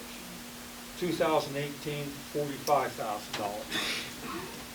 Last year, as of December 5th, we were in the hole $39,000 on collecting our delinquent garbage fees. What happened? Well, during a previous, actually, what we're looking at right now is we probably have over 700.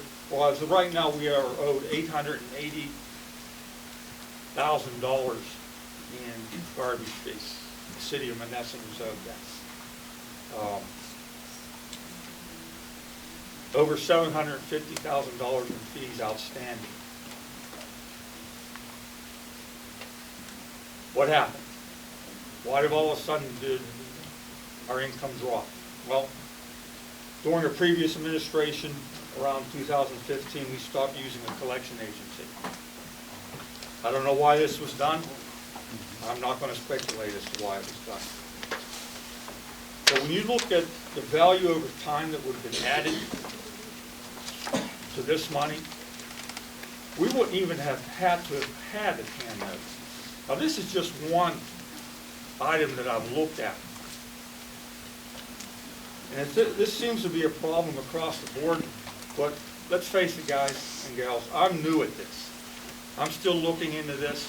I'm trying to figure out what's going on. I took office on January 6th. I've been in office for 23 days. And I listened to Mr. Orchakowski here tell us how horrible the situation was. And I'm sitting out there like you are now. I'm thinking to myself, yeah, right. He didn't lie. He didn't lie. He told you the truth.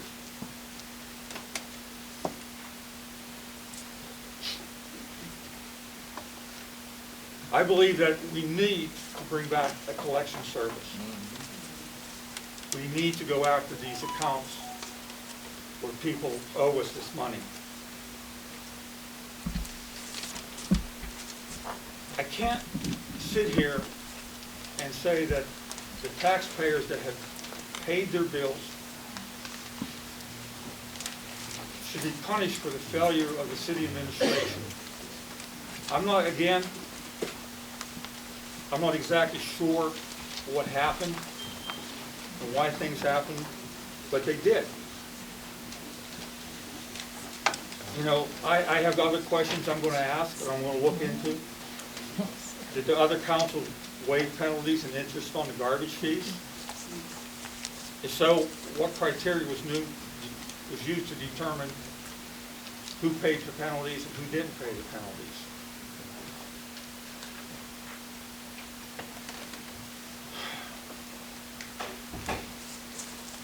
I refuse to punish the city employees when there are hundreds of thousands of dollars that are owed to the city. You know, I'm looking at what's coming, and let's face it, Act 47 is probably going to be the way we have to go. There'll be service cuts. Where you cut, that's going to depend on whoever comes in and takes a look at that. I will not vote to lay off anyone unless I'm forced to. That will be the absolute last resort. The city employees, especially the police officers and the city crews, they're out there providing vital services. When the weather gets bad at 3 in the morning, who's out there plowing the roads? City crew.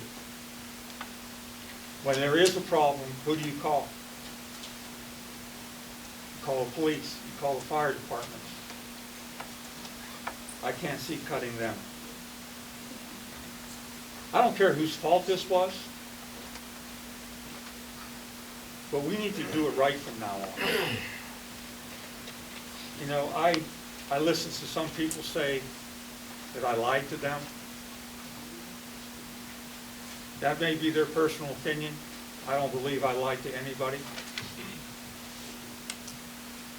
I know you folks won't believe this, but I will vote the way I think is right, whether you agree with me or not. Sometimes Matt Sherrall will get my vote. But I will tell you right now, there will be times when Mr. Orchakowski will. And I am going to anger individuals on both sides of the issues. And that's going to be unfortunate. I know my votes have cost me friends. No question in my mind that I did what I felt was right.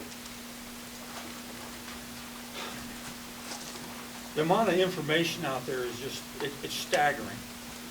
Like I said, I went through the reports from 2006, and it will make your head spin.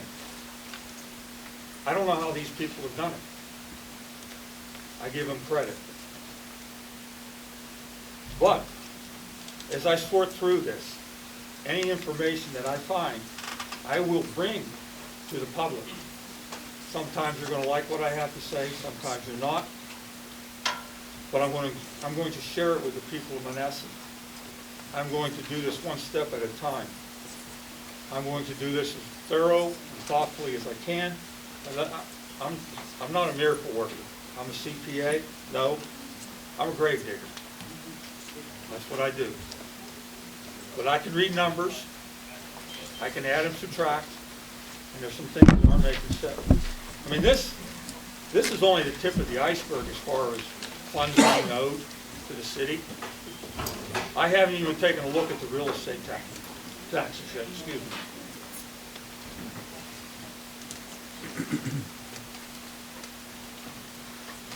Sorry about that, folks.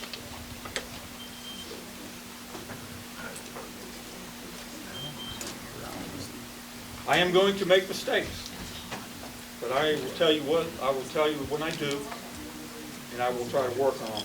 Now, just to finish up here, this is no longer about individuals. This city's in extreme distress. We need to let these rivalries, these bitter rivalries, go away. And if those people that are having these rivalries, if they can't stop it, just go away. I mean, I've had enough. The city's had enough. For the last 20 years, we've been letting this tear us down. And now we're in a hole so deep you can't even see out of it.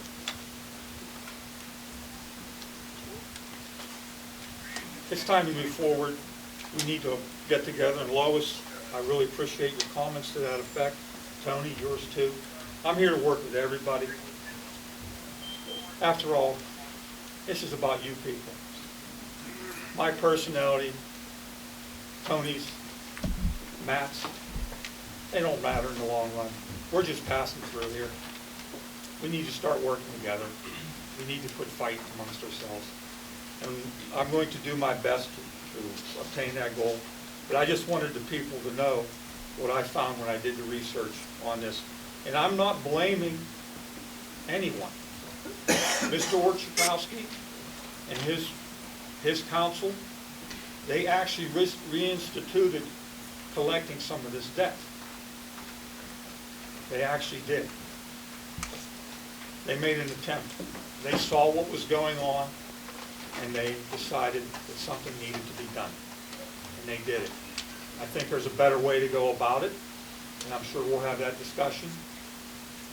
But we need to go after the people that haven't been paying their bills.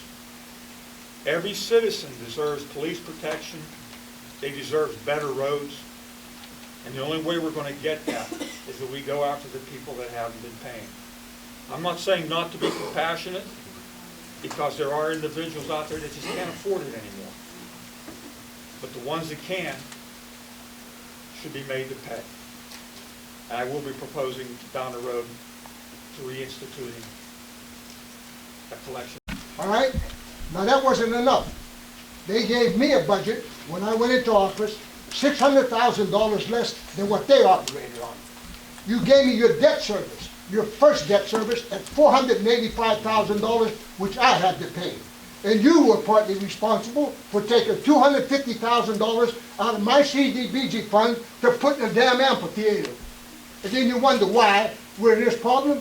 Look, the reason that we don't have a future is because of the past, and you were responsible, and your administration was responsible. Don't blame me. I kept the city afloat. And guess what? It did all right. But what happened? The people thought that I didn't do a good job. This is what you elected. Somebody that didn't come here for 2 years. Now he comes back with a vengeance, and what's he going to do? He's going to correct everything. And here's another one. He didn't show up for 2 years. He comes back, and the reason they come back, because he was elected. He brought him back.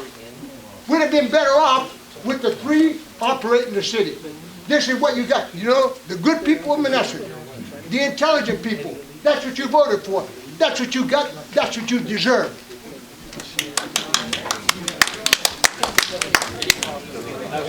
Deny it. Deny it. Deny it, ha-ha. Controller, please. Thank you.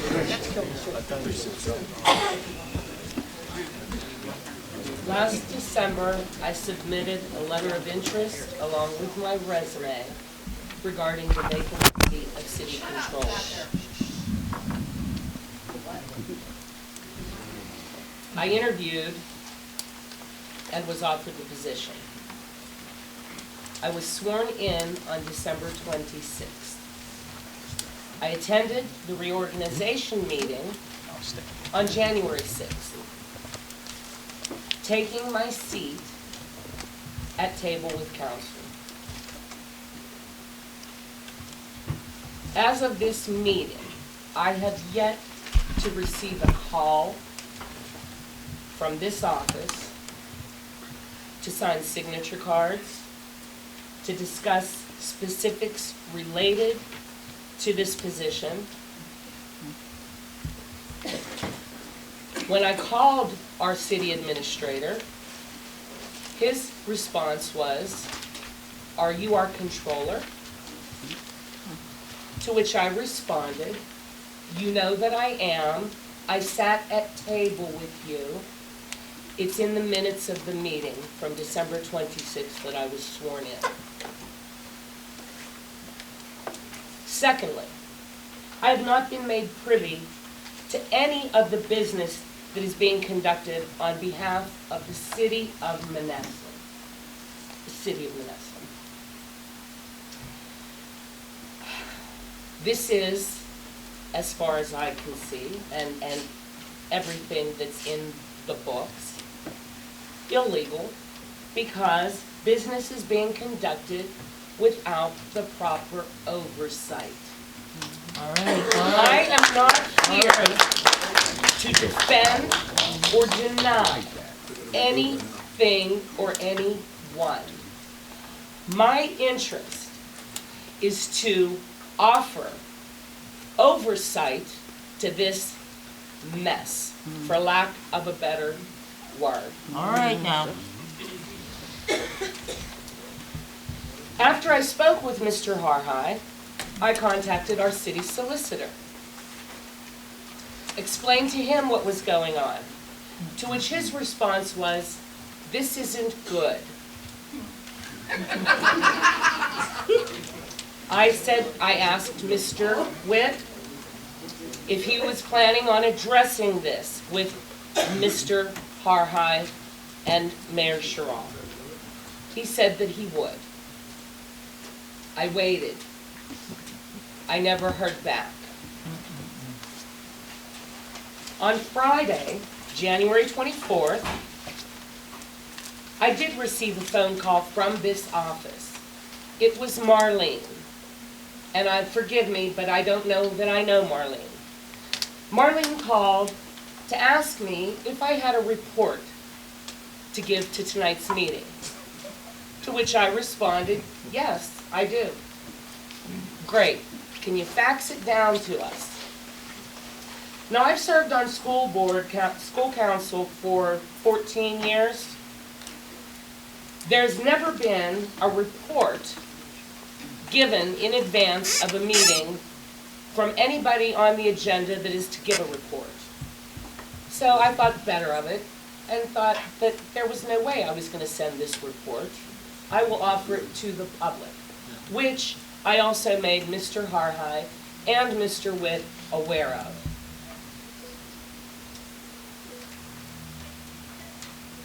I called Mr. Witt's office again on Friday after I received a call from Marlene.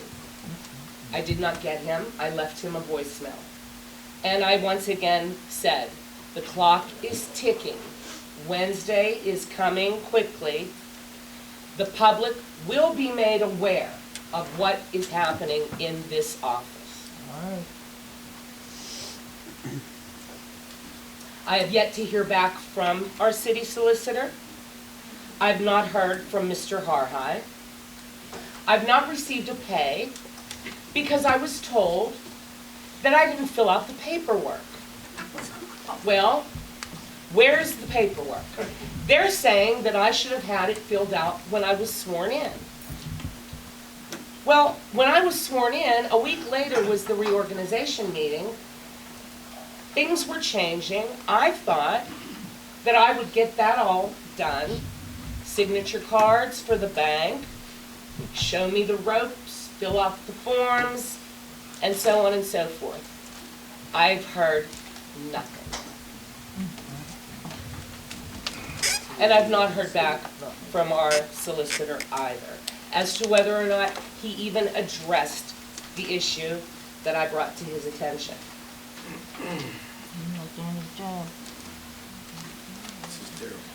Due to this radio silence, this lack of communication, this non-communication, and without being able to conduct the proper oversight, I am unable to give a financial report or a status report on our city of Monessen. Thank you.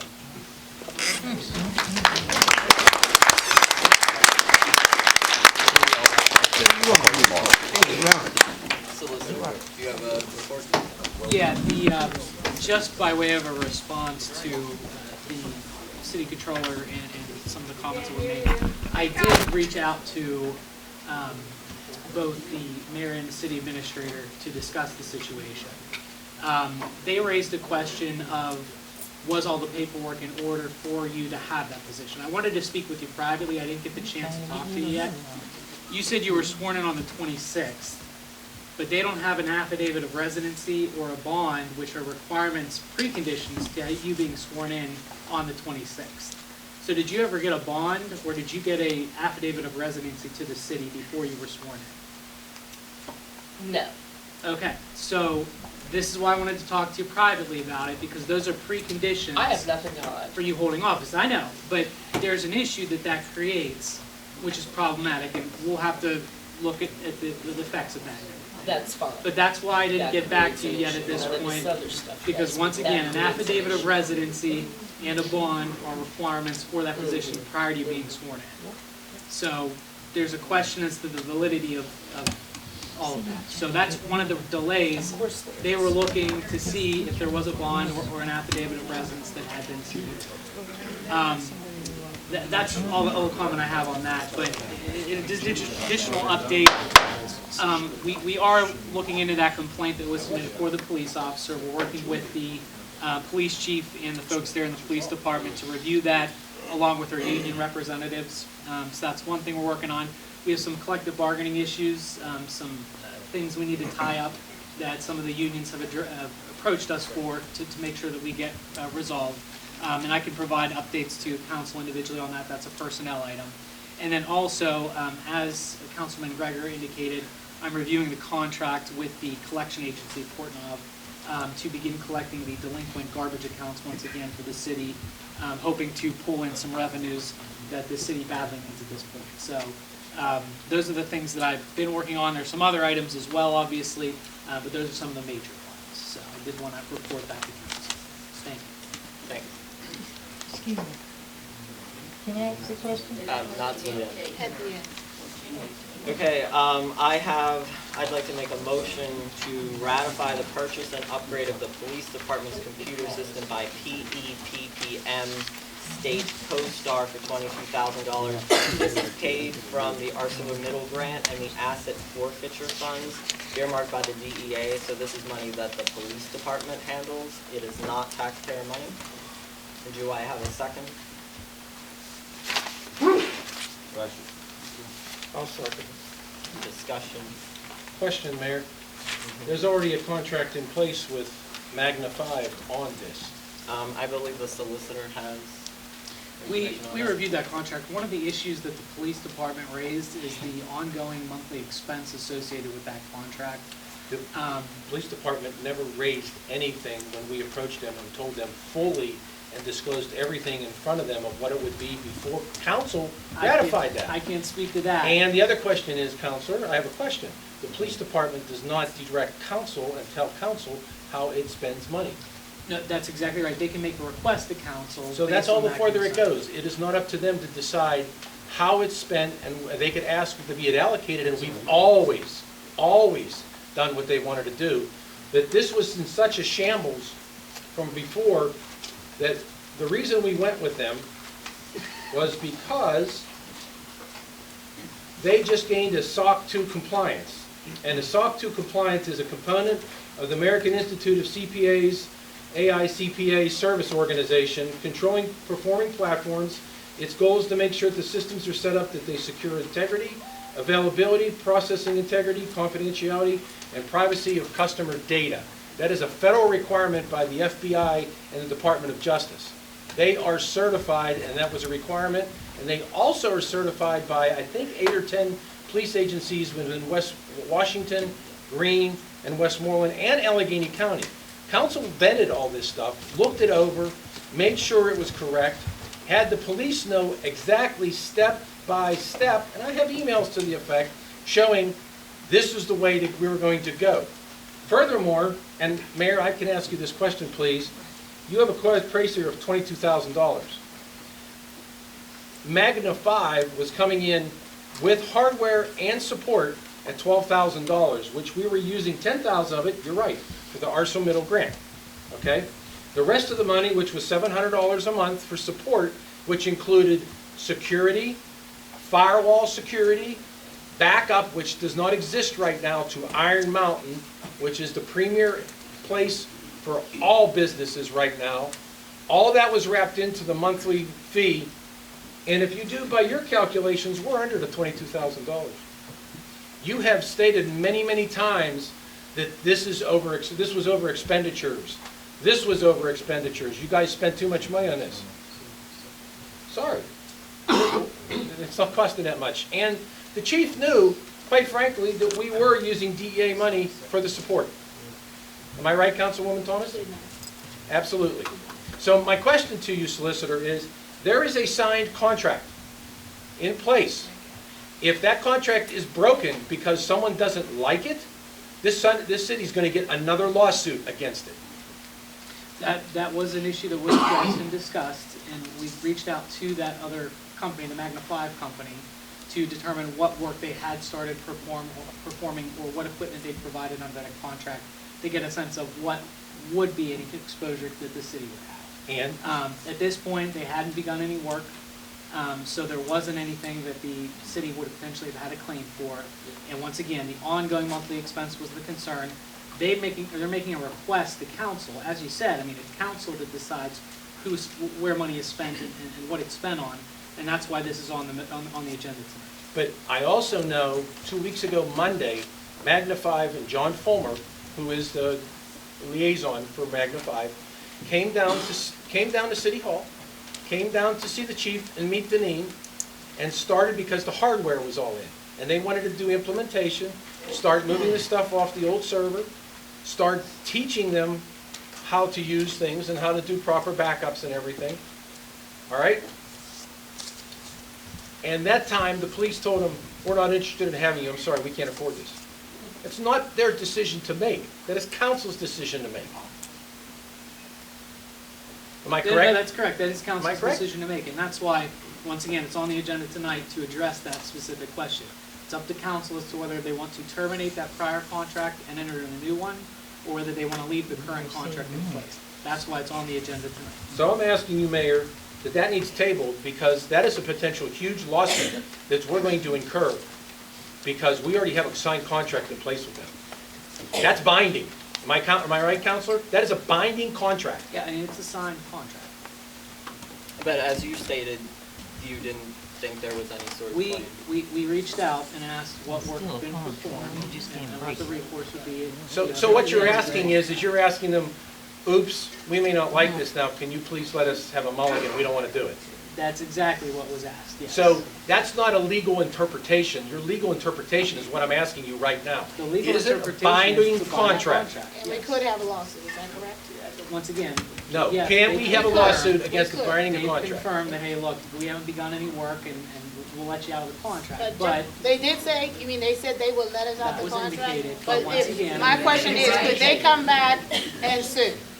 Hypothetically, they could. That's all I'm asking, so I just want to be sure, so they could, if they decided to come back and sue. So my question, Mayor, would be that I would ask you is, we can't make payroll, we can't make bills, but let's, oops, not like this contract. It was already vetted, it was fine, they knew about it, we vetted it to the police, we explained every step of the way. Now someone doesn't like it and gets their feathers ruffled, now we're going to get maybe sued. Well, we need every penny we can. Mr. Greger made a comment, we can't make stupid mistakes going forward. So I think one thing to keep it out, the $8,600 is an annual reoccurrence. It's not 86, it's 7,000. $717. It's $700 a month. Times 12 is $8,400. Which you can get out of the contract in 2 years. 17. So you have a reoccurring cost of $8,600 a year. Yes. 7 years, you get $56,000. And that's for, have but let me ask you. $3,500. What's this $22,000 include? You don't state this anywhere here. You don't state who the company is, who's providing the service, what service they're providing, what hardware they're providing. May I ask that, please? We have the in-house service. I'm asking the mayor. We have the in-house service. You don't have in-house service. Yes, we do. Where? Ike Evangelo is the in-house service. He's been there for years. He's not vetted, unfortunately, to be able to do that level of security. And I'm not putting man on the spot, but he does not have those certifications to do the requirements that are now required by state and federal and local officials. I disagree with you. Do you have those certifications, sir? No, Then you do not have what is required by the state, local, and federal officials. I disagree with you. It doesn't matter whether you disagree with me, you just stated you do not Clerk, have those please call the certifications. roll. So I'm asking you. Question. Yes.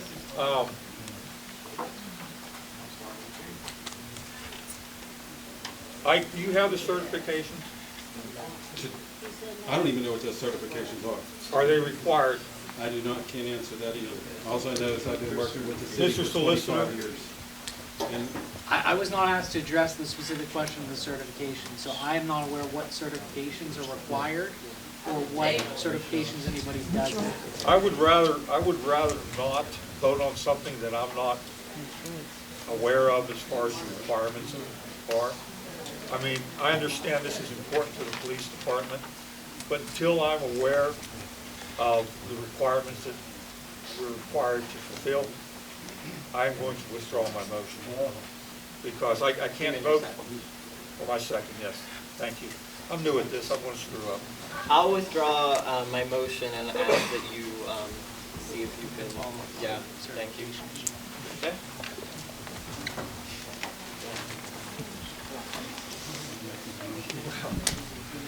I'd like to make a motion to accept the retirement of Lieutenant Michael Kellerman effective February 1st, 2020, and also thank him for his service.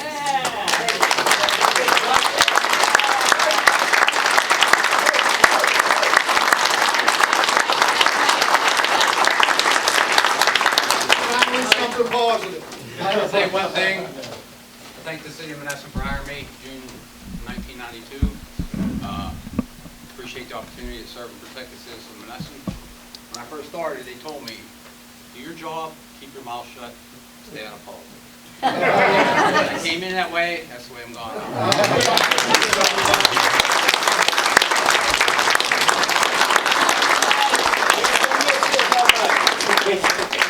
Is there a second on that motion?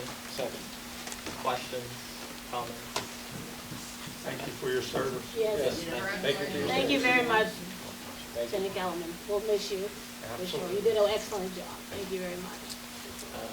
Call the roll, please. Councilor Rochkowski? Yes. Councilor Gregor? Yes. Councilman Thomas? Yes. Councilman Coles? Yes. Mayor Sherrod? Yes. Motion carries. Congratulations again. Motion to hire John Frederick as a full-time officer effective January 30th, 2020. He will fill the vacancy created by the retirement of Lieutenant Kellerman. And this is at the starting rate, so it is a lower pay scale, of course. And we don't want to get into having all of the police overtime again, which would create a bigger cost than hiring to replace an officer. Do I have a second? Second. Discussion? Mayor, just one question. Was this vetted through the Civil Service Board? I believe so. No, I believe so. Was it done? Because that could get us into a lot of trouble if it's not.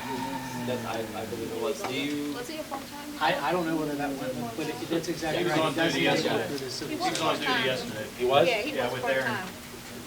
Just so he was. That because that could get real sticky if we don't. So he has been vetted? I don't know that answer. He was on duty yesterday, I don't think we put him on the street otherwise. No, I'm not familiar with the workings of the police department.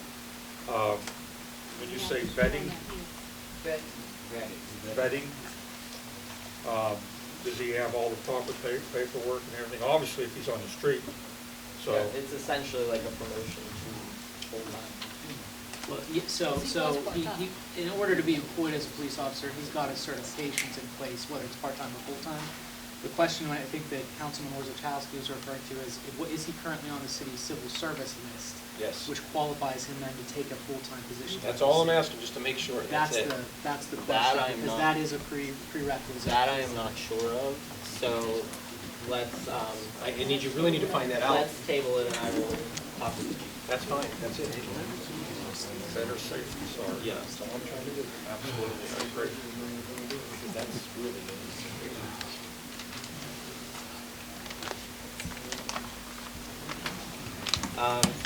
I'd like to make a motion to authorize the police department to advertise and test for new hires. And as it says here, these officers will be used as part-time to supplement the schedule in performing work such as patrols of the housing authorities at an hourly rate of $18.50 an hour.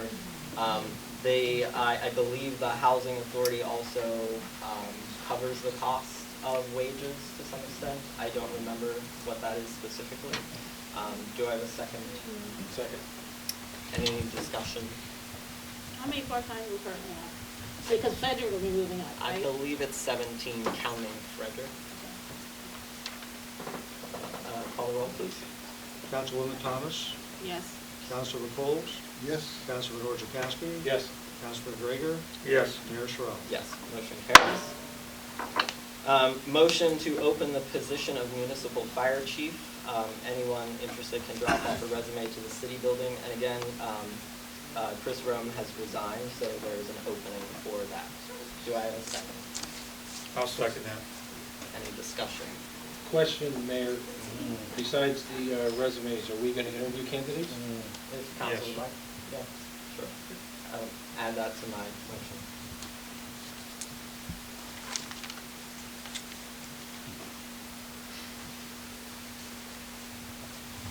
And Dawn, Councilman Gregor, you second? Did you second? Yes, I did. Okay. Any other questions?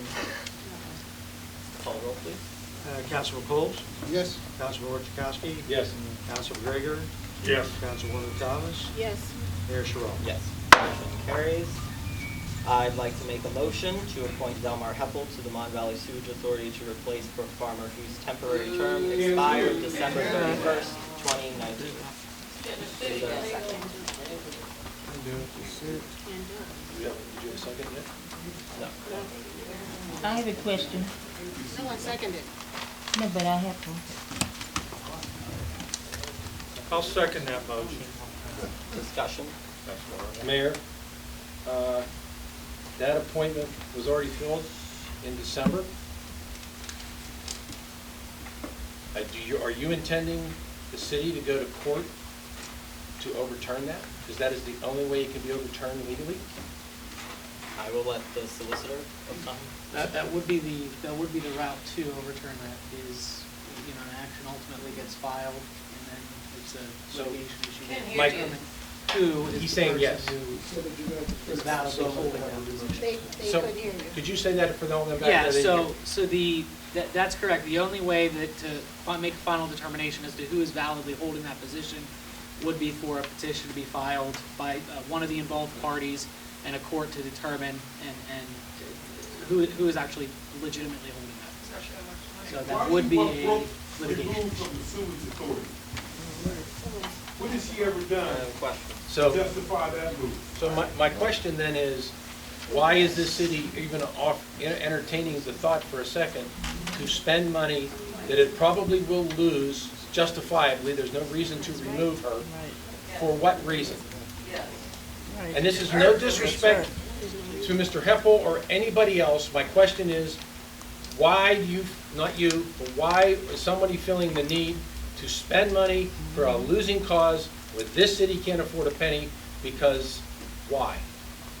She has attended meetings, has not done anything inappropriately, and this was done legally, so why are we even entertaining this? That's right. Amen to that. Mr. Wood, was the appointment legal? That's the question, is whether or not there was a lame duck issue or some other impropriety with how the appointment was done. So who is questioning? If I can address that. I can address that. No, No, you talk about my name now. Sit down or You talk about my name now.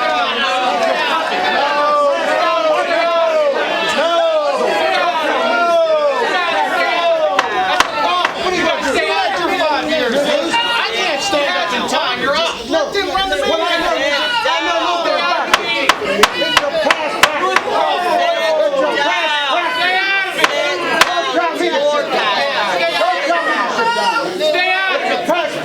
It's your past practice. the old side, you can stay out of the problem. Sit down. Okay. All right, Past Mayor. practice, Lois. Tony, past practice. Sit down. Okay, Mayor? I can go, right now, that's Mr. Harhigh's office, and I have a file this thick that I had Marlene pull last year for past appointments that were made to authorities and boards in the December, November, and even October before their positions came unexpired. And they actually go all the way back to and including Mr. Harhigh as when he was mayor. And I'll be happy to go get them because they're in my filing cabinet in there. Okay? We did this to make sure that what we did was legal. And what we also did was, again, I said it before and I'm not going to waste everybody's time, all right? We waited to the very last meeting to make that appointment. There's nothing illegal about it, Solicitor. It is a legal appointment. She's done the job. You can frown all you want, but have you reviewed the past, and I guess I should say the past appointments that have been made, all the way up past Mr. Harway, even behind him, that there have been appointments to boards and authorities in the same manner? I have not reviewed this, which is why I do not have an opinion on the validity or invalidity of that prior. But you just said a few seconds ago you might question I if said it there was was a question. The question was raised by another member of council. Okay, but did you tell them that you didn't think you had any validity in it? I indicated that I don't have an opinion on it because I've not had the opportunity to research and review that specific question. So this motion then should be tabled and it shouldn't even come up because there's nothing there. Once again, I don't have an opinion on whether or not there is or isn't a valid appointment. Wouldn't you want to wait till you find out before you cost us some money, which we do not have? Asking, Mayor, I'll be happy to provide you all the paperwork we done. We went through the minutes for the last 1, 2, 3, 4, 5, 6 administrations because we knew this was going to come up. And we didn't want anybody complaining about it and to have all the evidence in front of you. I'll be happy to provide it with you and the solicitor, no problem at all. But we did. Am I correct, Lois? Yes. We And did. I have a problem too.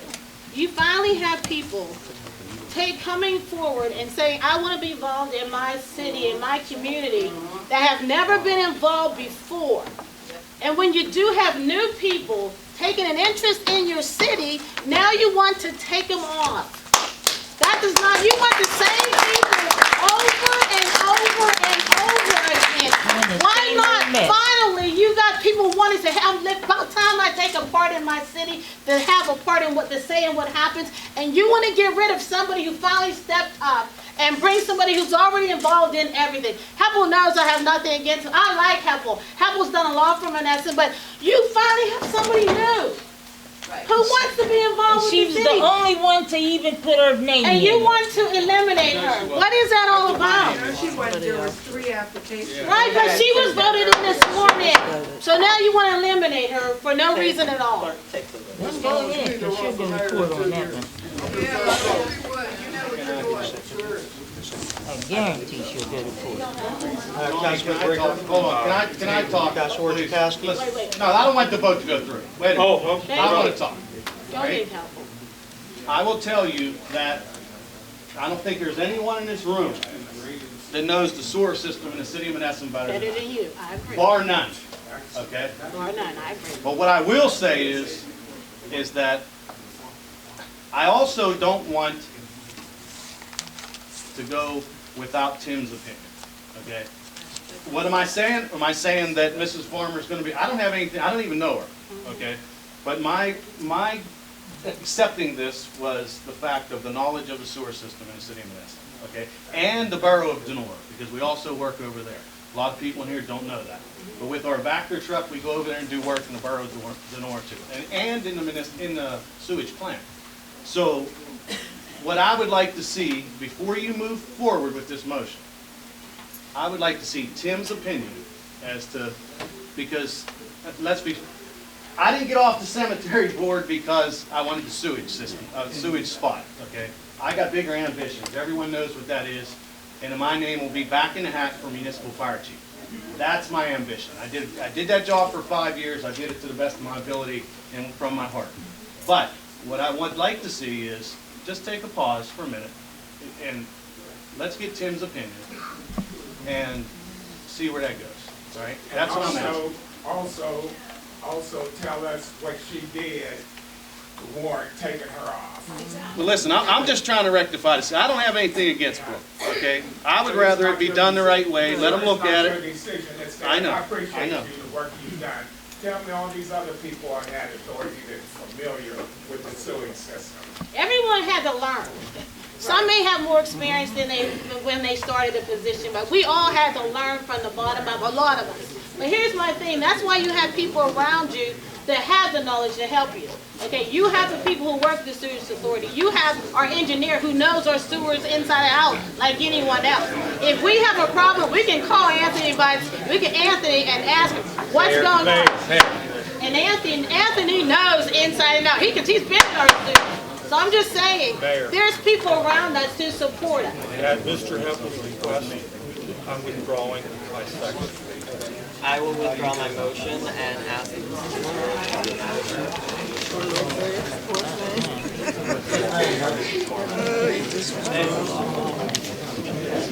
I next have a resolution 1 of 2020. Oh, sorry, missed number 7. The police report. This is for the.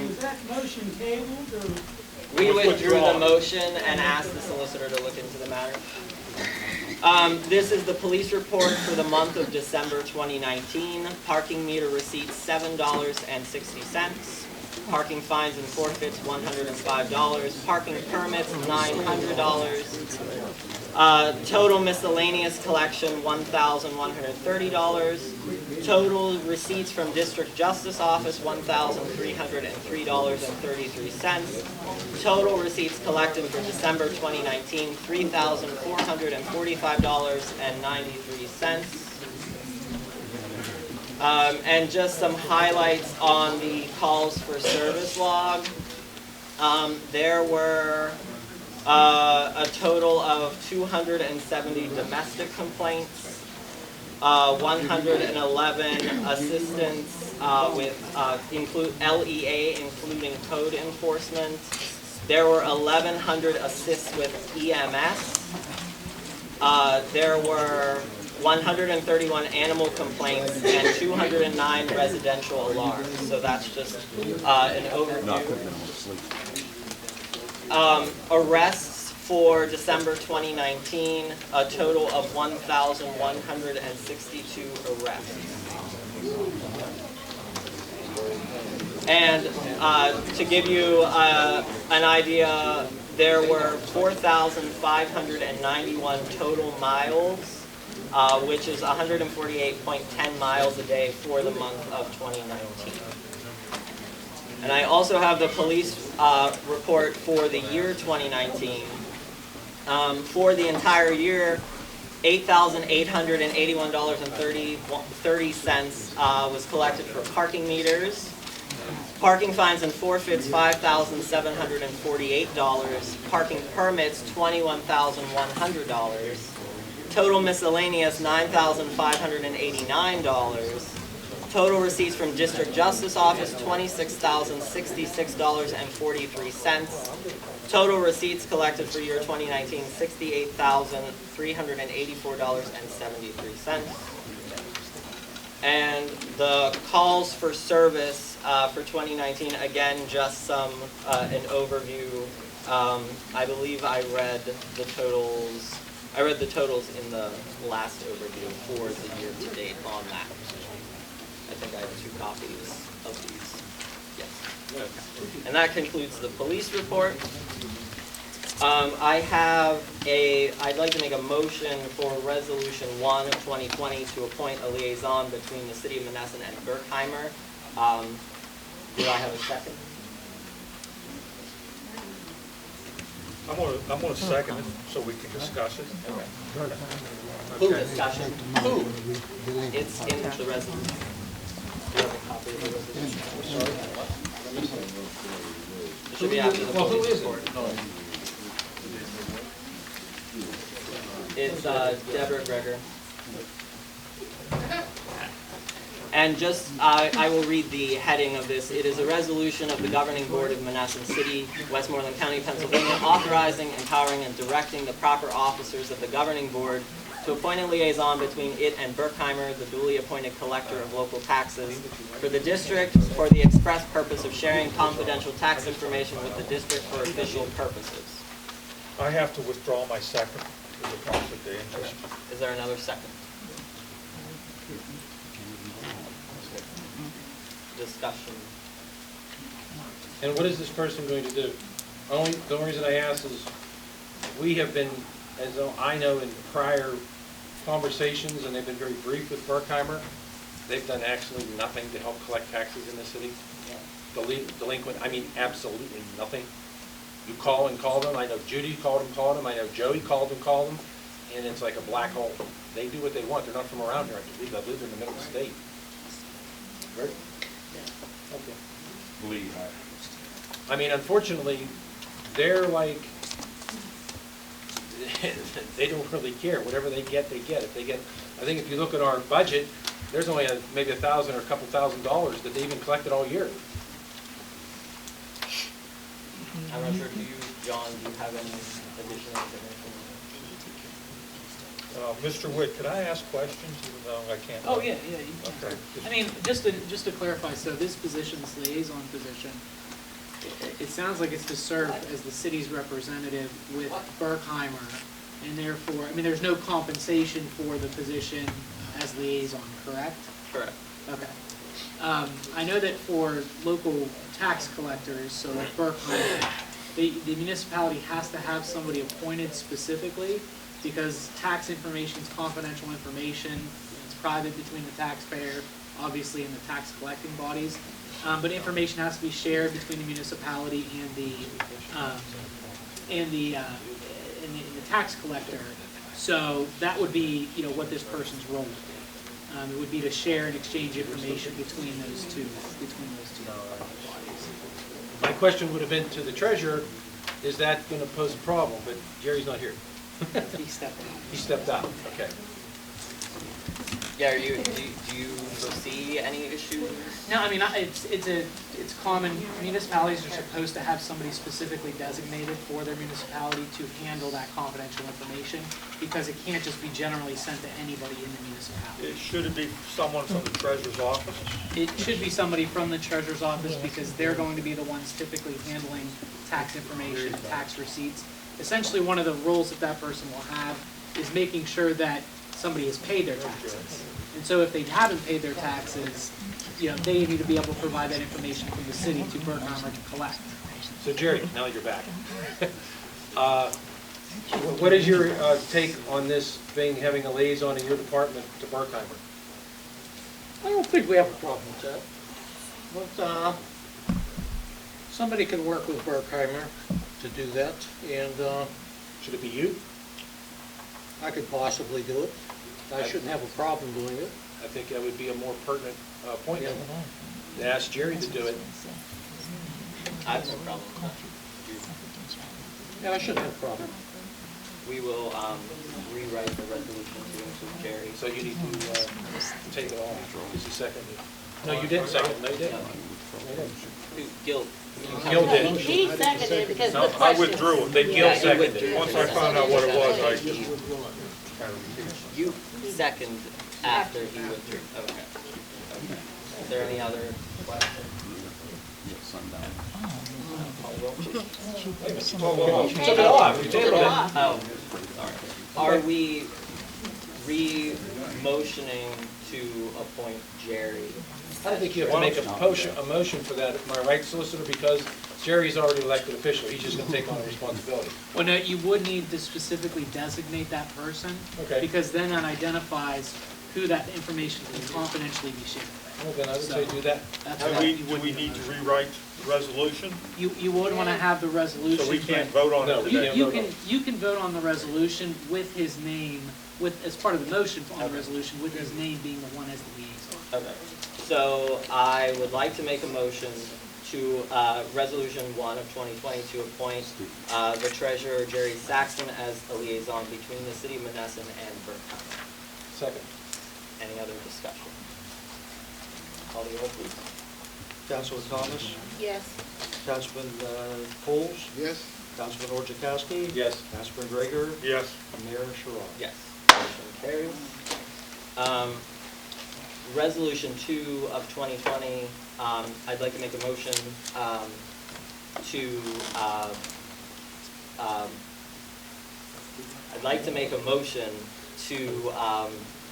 confirm a resolution 2 of 2020 in support of reimagining our Westmoreland. And basically, what that is, you may be familiar, the county is putting together a comprehensive plan.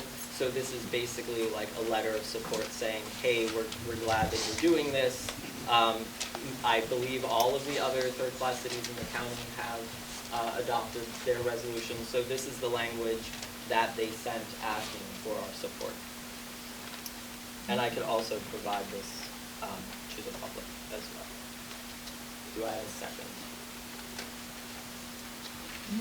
I second. Any questions? So you're saying this is a part of the comprehensive plan as we're having done for Mackin? No, this is for the county. This is basically like a letter of support to the county saying, hey, we're behind you in what you're doing. Yeah. Call the roll, please. Councilman Coles? Yes. Councilman Orchakowski? Yes. Councilman Gregor? Yes. Councilwoman Thomas? Yes. Mayor Sherrod? Yes. Motion carries. I have a police letter of commendation that I would like to read. This is from Chief Smith, dated January 13th, 2020. I would like to bring attention to an incident that officers Aaron Thompson and Alan Hritz handled on December 30th, 2019 while working in uniform for the City of Monessen Police Department. The officers were dispatched to 1103 Park Manor for an intoxicated female who was out of control. Once on the scene, the officers observed a female who was bleeding heavily from both arms. The female patient had broken glass windows, thus causing large lacerations to both arms. Officers provided advanced first aid by applying a tourniquet to one badly injured arm and a pressure dressing to the other badly injured arm. In citing the report given to me from Assistant Chief of Mon Valley EMS, Paul Butchko, quote, I was a part of the EMS crew that responded to the incident that night, and when we arrived, Officer Thompson and Officer Hritz not only had all of the bleeding controlled, they properly documented when the tourniquet was applied and had a remarkable patient assessment, end quote. If not for the fast and professional actions of Officer Thompson and Officer Hritz, the female patient's chances for survival would have been grave. For their actions going above and beyond their call of duty and the professionalism about which they take their training, these officers are to be commended. James Smith, Chief of Police, City of Monessen. And a copy of this letter of commendation will be placed in both of their personnel files.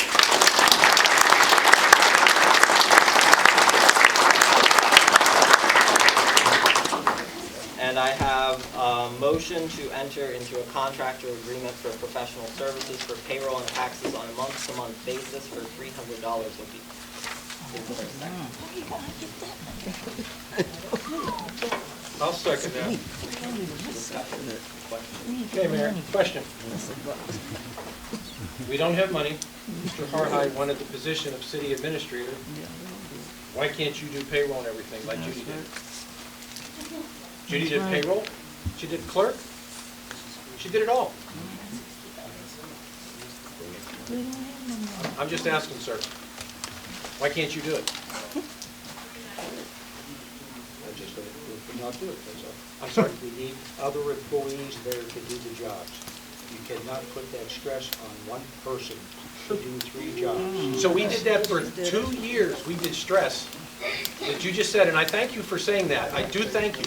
But it was okay that the stress was on us for almost 20 months. But now that you're making money now, you can't do it because you don't think it's too much stress. If you can't, I can appreciate that. I can appreciate that.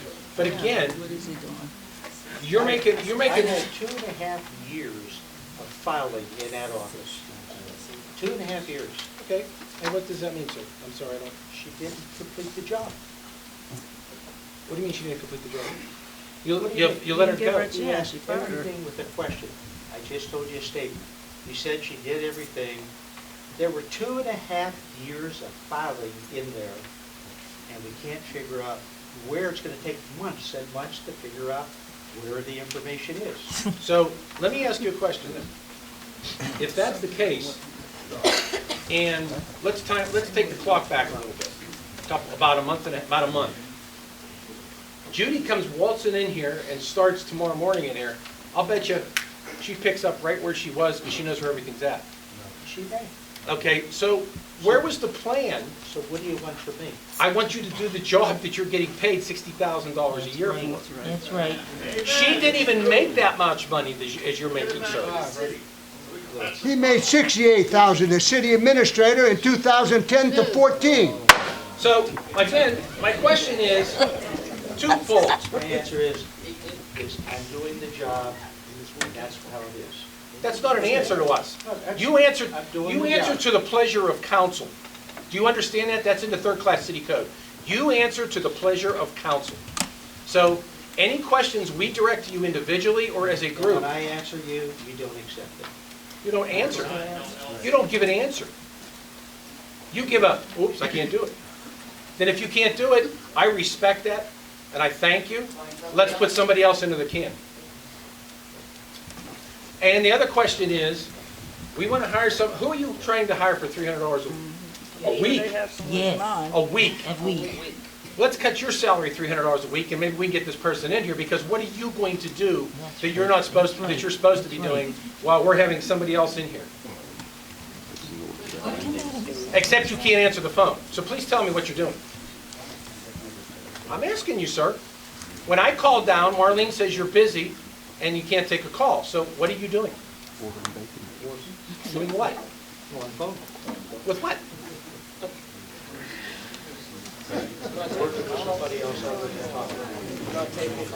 Again, you work for the, then you can resign because you work for the pleasure of council. You're not above council. You are employed by council. You work for the pleasure of council and these people out here. So yes, you will answer any questions. But the other question I have, this $300 a month, a week, forgive me, all right? That position, I'm assuming, Mayor, is this correct, that this position is going to be doing what? Payroll? Yes. Okay. So my question is, and this isn't going to come over very nice, but I'm sorry, we're going to ask it. The union that we went round and around for a year, because they would not allow us to put a part-time person in there because it was a union job, and we agreed. We went round and around, we finally came to an agreement, and we advertised for that position. We didn't get many people. We got about 6 or 7. We interviewed for them. The first lady did not accept it because she wasn't comfortable with the benefit package.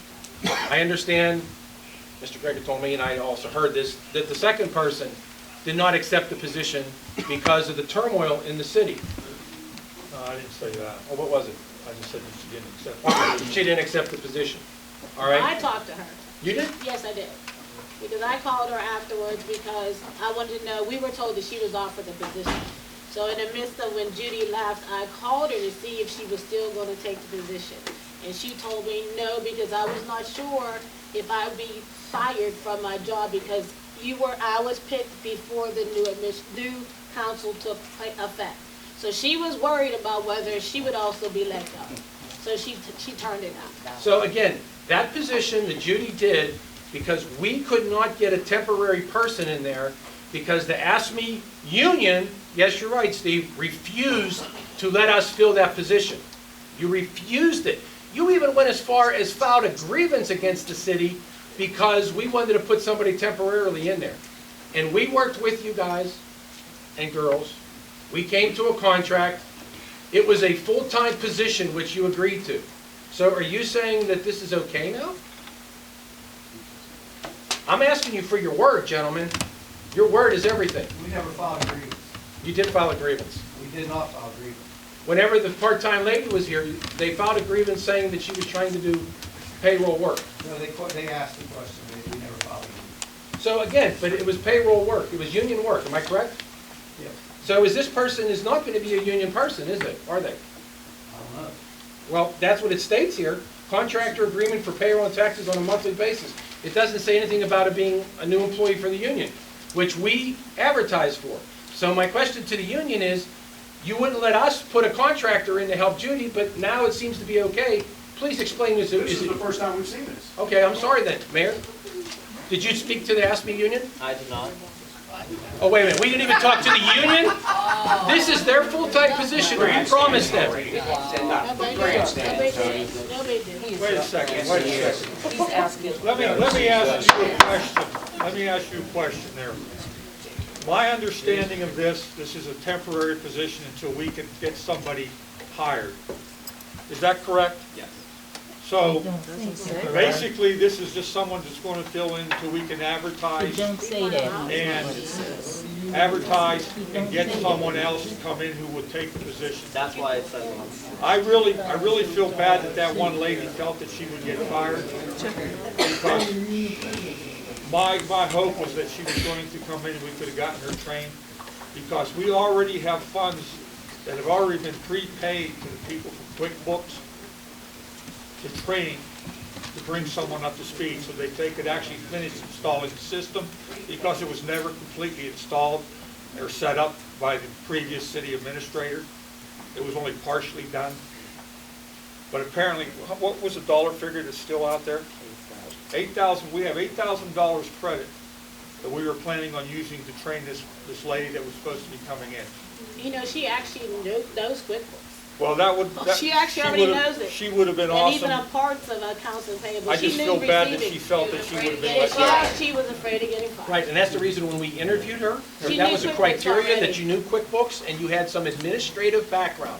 Both of those individuals had that, Dawn, but they were afraid that when January 6th, if they took that job before that, this council was going to fire them. Well, this council wouldn't have fired her. But, you know, actually I did fire everybody out. So my question is having a contractor come in is in a direct past violation of the ASME contract that we negotiated with you guys. Is there an issue with that? As long as it's temporary? We'd have to talk to the rest of the union. And Rodney, you're absolutely 100% correct, but this is the reason I bring it out. If that's the issue, and Steve, you just said this is the first time you heard of it? Hello? Aren't you going to turn around and talk to the union before we have we have a grievance or something filed against us we don't want to? Counselor? Yeah, I mean, if it hasn't been discussed with the union, there's potential that it's an issue. At the very least, you would want to make the motion conditional on getting confirmation from the union that there's no All those girls grievance. fast. You seconded the motion. I did too, so we could discuss it. Yeah. Would you withdraw and I'll restate? I withdraw and you can change. I will restate the motion to enter into a contractor agreement for professional services for payroll and taxes on a month-to-month basis for $300 a week, pending approval from. I got nothing to say. I'll second that. Again, Mayor, I would say, one, we can't afford that, and two, you're putting the cart in front of the horse. You need to speak to the union first before you go and do that. It would be pending union approval. Can you call the roll? Councilman Noakowski? No. Councilman Gregor? Yes. Councilman Thomas? No. Councilman Coles? Yes. Mayor Sherrill? Yes. I'd like to open the floor to public comment, please.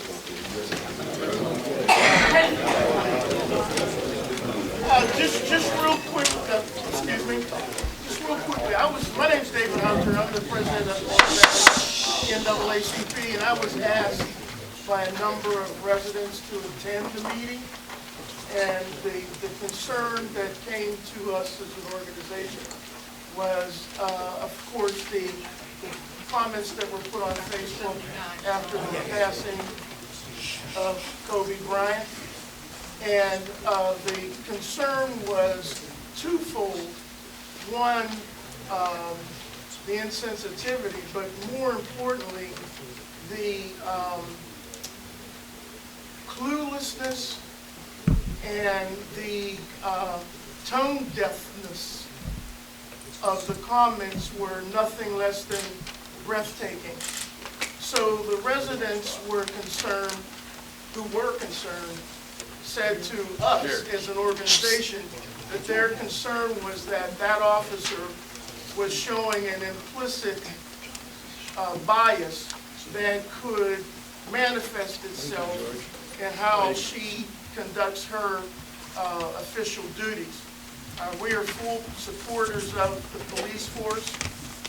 We admire them, but there is a concern in the community about that. So that was the first thing. The second thing that came to me was the removal of Ms. Farmer from the Sewage Authority, which, and I'm still confused, because it appears without cause. Now, if I'm wrong, then I'm wrong, but the question was asked why, and I don't think there was really an answer. The answer was it was all done legally, and that's fine, but that was the other concern. So that's why I'm here. I was here mostly to just listen and ascertain how we can be of benefit in working through these things. We're not adversaries. We just want to be part of the solution, because there are some problems.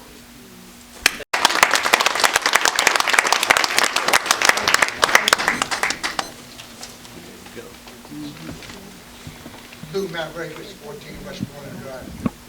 Tuesday a.m. on January 21st of this year, I filed a lawsuit against Raw Coles and Gregory. Tuesday at 5:58 p.m., John High and Bill Coles attended the redevelopment authority meeting. High pulled up a chair at the board's conference table, sitting very close to me, and pointing to a chair in the back for Coles to be seated. Coles obeyed. I asked High what he was doing sitting at the board's table. He stated he was the executive director of the redevelopment authority. I told him in a nice way that I didn't recognize it. John, are you executive director of the board, authority board? Are you? You would talk about past precedents, that's what it was. The city administrator had always been at the executive director of the redevelopment authority at the board. I've attended every meeting for the redevelopment authority for the last 6 years. Were you ever there? For 4 years prior to that, I was the executive director of the board. 2010 to How did you become the executive board director? Past precedents No, have no. all the time. No, well, I'll tell you. It how says works. it in there. I'll tell you how it works. Section 7, organization of authority. The members of authority shall select from amongst themselves a chairman, a vice chairman, and such other officers of the authority may determine. An authority may employ a secretary and an executive director. I have my board here today. Did we hire an executive director? No. Billy? Bougie? Joanne? No. Ron? No. You came there and you said that you was a director. You weren't. Now, isn't this ironic? You have 150 people here. You have one policeman. What happened? We continued the meeting. 10 minutes into the meeting, in walks all 3 policemen that's supposed to be on duty. Joanne, our secretary. How many people were in attendance at the meeting? 5 council members, Councilwoman Thomas, Harhide, Mr. Coles, and then the 3 officers came in. A grand total of 7 people and 3 officers. Officer Mickers was there. I knew Officer Mickers because I hired him when I was the mayor. Mickens, what are you doing? Before I can ask again, Councilwoman, what did you say to him? I asked them why they were here and why they weren't out patrolling the streets and looking out for the safety of the city of Monessen. I asked him again, Officer Makers, what are you doing here? He said, I was sent here by the big man. I said, who's the big man? He said, the chief. Now, the news media reported that the chief said Matt Sherrall told him to send the police there. Did you not? I asked for one officer. You had 3 there. I asked for one. In all my years of being on the redevelopment authority and attending meetings, no policeman ever attended a meeting. You sent them people there to intimidate me and to harass me. When I went home, I told my wife what happened. My wife didn't sleep. She said, do I have to go through all this crap where I pulled out of the driveway that the police are going to follow me? My wife couldn't sleep. She had to take medication. Answer me, why did you send 3 policemen? You got 1 here for 150 people. We got 7 people. You got 3 policemen, the whole force on the ship. I asked for one officer. What did you get? You got 3. Yes, and I asked for one. It's your responsibility. You're in charge of the police department. Was that not harassment, intimidation of me? They sat facing me. Did I ask you if you had any questions? What did you say? No. You were sitting there, almost on my lap. I could smell your bad breath. That's how close you were to me. No, that's a fact. That's a fact. No, I don't have to listen to you. Just shut up. That's what I'm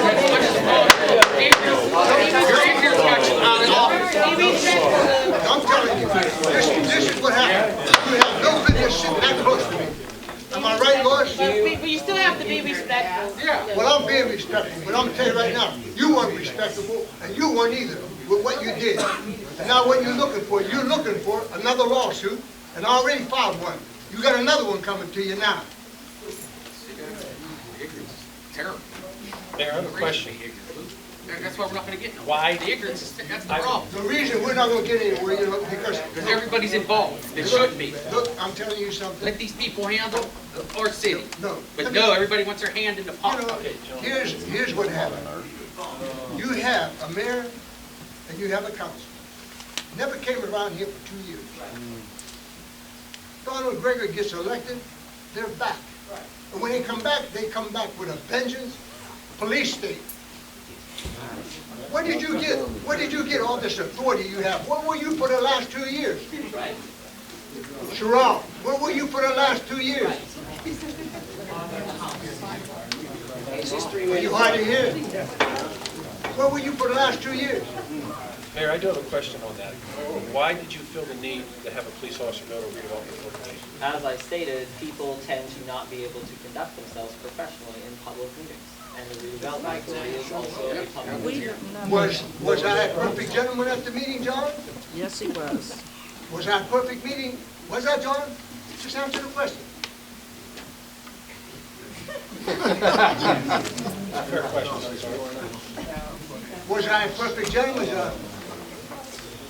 Lois, was I a perfect gentleman? Lois, was I a perfect gentleman? Yes, there is a issue. Vaughn, was I a perfect gentleman? Well, he wasn't tonight, you just told me to shut up. Was I a perfect gentleman?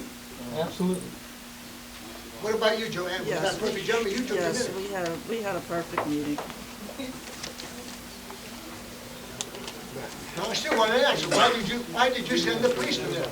I stated why.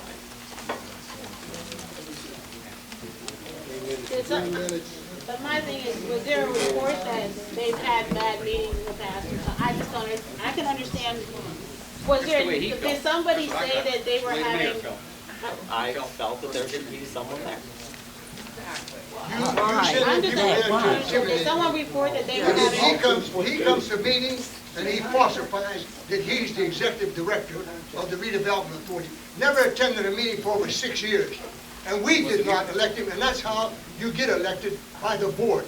And my board, every one of them, did not have anything or elect him. Am I correct, John? You have no idea. If you'd have come to a meeting in 6 years, you might have known that you wasn't the executive director. I mean, my one question on that, honestly. Next public comment. But my question on that, though, just going at, honestly, because I was involved in it, prior to getting elected to council, I was on the redevelopment authority and I was chair for 3 years. John, I never seen you. Seriously. Tony, was I at every one of your meetings as a liaison between the city and the redevelopment authority? When you were the mayor? Did I miss any meetings at all? When you were the mayor. Right. That's correct. You were there every meeting. He wasn't in the seat. Whenever Now that he's in the seat. whenever you got elected, what did I do? Years and show up. Whenever you got initiated, you came here. Did I hand you that gavel? And me, like a fool, I hugged you and said, I'll work with you. And I invited you to come to the redevelopment authority as the liaison, which you never even responded. You never even came back. Instead, you started writing bad things about me. You know, you're a spineless gut, is what you are. Hey Lou, before you sit down, Lou, can you apologize to the female, please, for your ignorance? No. Oh, fine gentleman, fine gentleman. You're the fine gentleman. I am a fine gentleman. You want me to tell you why I am a fine gentleman. You want me to tell you why I replaced you? Why? What was you talk about? What was you doing? What do you mean? Why don't we talk about your lawsuit? You shouldn't even sit up here and talk to anybody. Anybody. Why don't we talk about that? Just have a seat. David, don't be like that. No, you respect me. I did the respectable thing tonight in here. I did the respectable. You're gonna Don't get into it. Okay, Brett President, 28 Montrose Drive. I got a couple of questions. One that gets me the most is, who cares whose attorney is between, I need to know why. Why do they want data and the change? What's the big deal? What's the big deal who's sitting at that seat as attorney? I'd like to know. Everybody's making a big stink about it. Can someone tell me why? That'd be a good question. I mean, I don't know. why do you want a Matty? I don't have a problem with anybody, but why do we want a Matty? Why did we want him out? Can I have that answer? It's probably the same one, but this is part. No, I guess no one has an answer on either side. Obviously, we're divided here, which is the problem in the beginning. Everybody, we were never going to get anything accomplished if we don't work together. Lois has been up here preaching that for how long? 2 years. And it still hasn't happened. So we're not going to go nowhere. We are going to do Act 47, I guess, because no one can work together here. Well, it's what it's going to come to. And another thing, do you read your agenda before you come to a meeting? As long as we get it in time. Did you have it today? Everybody having it? We got a draft at around 10:30, 10:45, and we actually had a couple questions. Am I correct, Mr. Harhide? That we sent back that we wanted answers on, and we never got a response. Okay. Well, what I'm getting at is, you all should read the agenda before you come to this meeting. Oh, yeah. So we don't have to hear you bicker at him about what's on the agenda. Or you can ask your questions in executive session. No, not if it's public, you can't do that. Only personnel can only be in executive session. That's it. But your point about agendas and looking it over, Yeah. yes, we should have it 2 days ahead of time. And why don't you? I'm sorry, even if we have it a day ahead of time, it'd be great. We've got it an hour ahead of time sometimes. I know, well, who does the agenda? The city administrator. There's been times when I've walked in here for meetings, And there's been changes. and they were actually printing them It's only off. been here 16 days. Yes. Yeah, well, but it's just, it's unfortunate we're in the situation that we're in. I'll be honest with you, I had read the agenda because I got a copy in my email. My mistake wasn't to look into the resolution. If I had, I would never have seconded it. I just thought they were going to appoint, I'll be honest with you, I thought they were going to appoint the treasurer, so I didn't read it. I have learned my lesson. I will make sure I read everything. worse than worse before. So I won't be caught in that situation again. But as far as the agenda, and I've watched this with Tony, sometimes things are very fluid, and they can change at the last second. Does it make it right? I used to complain about it, and I think anyone else that complains about it has every right to do so. I would really like to see it done 24 hours in advance, but we are short manpower down here, people power, and they can only do so much. One more thing, the two sides, which I guess it would be Lou and the RI side, everybody knows that. That's ridiculous. If you can't come here and do what needs to be done, stay out of here. You're from this is a circus. We look like a bunch of idiots. Them two sides should be ashamed of themselves. Here's the point. My name's Alan Duncan. I live at 1246 Knox here in Monessen. Mr. Mabrikis. Over here. Still here? Over here. You owe this lady an apology. You know, Wait, don't hold your breath. Yeah, that's the type of man you are. Yeah, that's right. You Don't hold your breath. You don't even know this lady. I know that lady better than you do. Shut up. That still don't give you a reason to tell her to shut up. Hey Lou, somebody told your wife to shut up. You want that person to tell her to tell her sorry? I wouldn't say that. My wife should take care of herself. You should apologize. Do you have any other comments? Well, that shows he was talking about what a good man he was while he was up here. You know, even getting verification from Joanne and them. Then he turned around and tell this lady, whom he doesn't really know what you said you know her better than I do. You know her that well where you can tell her, hey, you shut up. Like the man said, if somebody. You know, she came to my meetings. She was there. Right. She was there. All she was there to convince. She caused all kinds of problems during my administration. I know what she is. All right? We're trying to move The issue's not me. The issue's up there. Don't worry about me. All I'm doing is bringing it to light. Nicole Holmes, my husband and I own 637 South 14th Street. I have a couple questions. First, to answer your question, Berkheimers in Bangor, Pennsylvania. Thank you.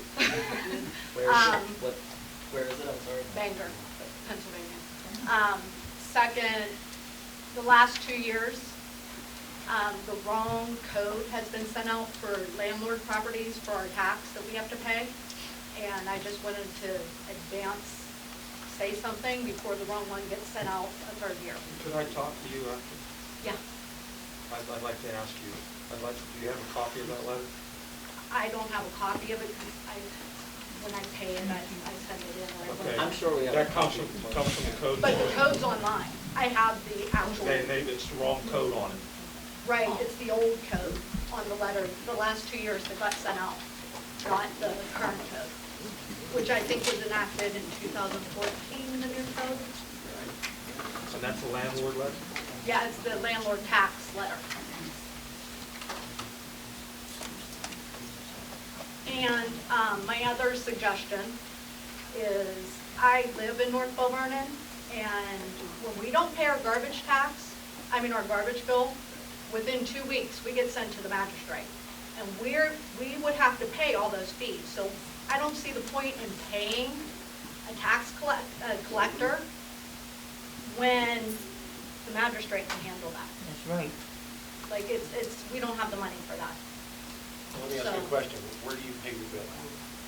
At the same, like here, at the city. Municipal building? At the borough building, yeah. Yeah.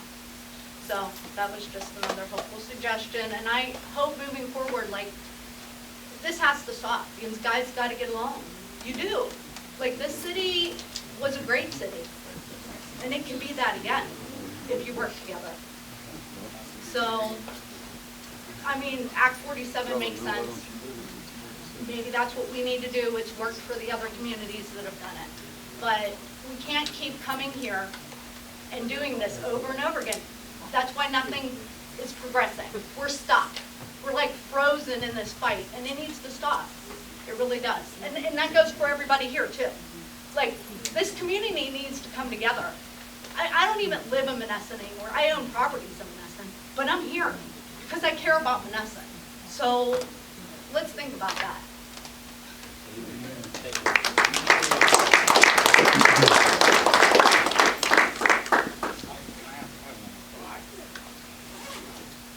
Are we still charging garbage bills to the vacant houses? I go in the past, I think Mary Jo, so you should know that, back when she was on me. Yes. Yes, Can't hear because you. one of my personal friends, her husband owned a home that they no longer lived in, and they were still charging him.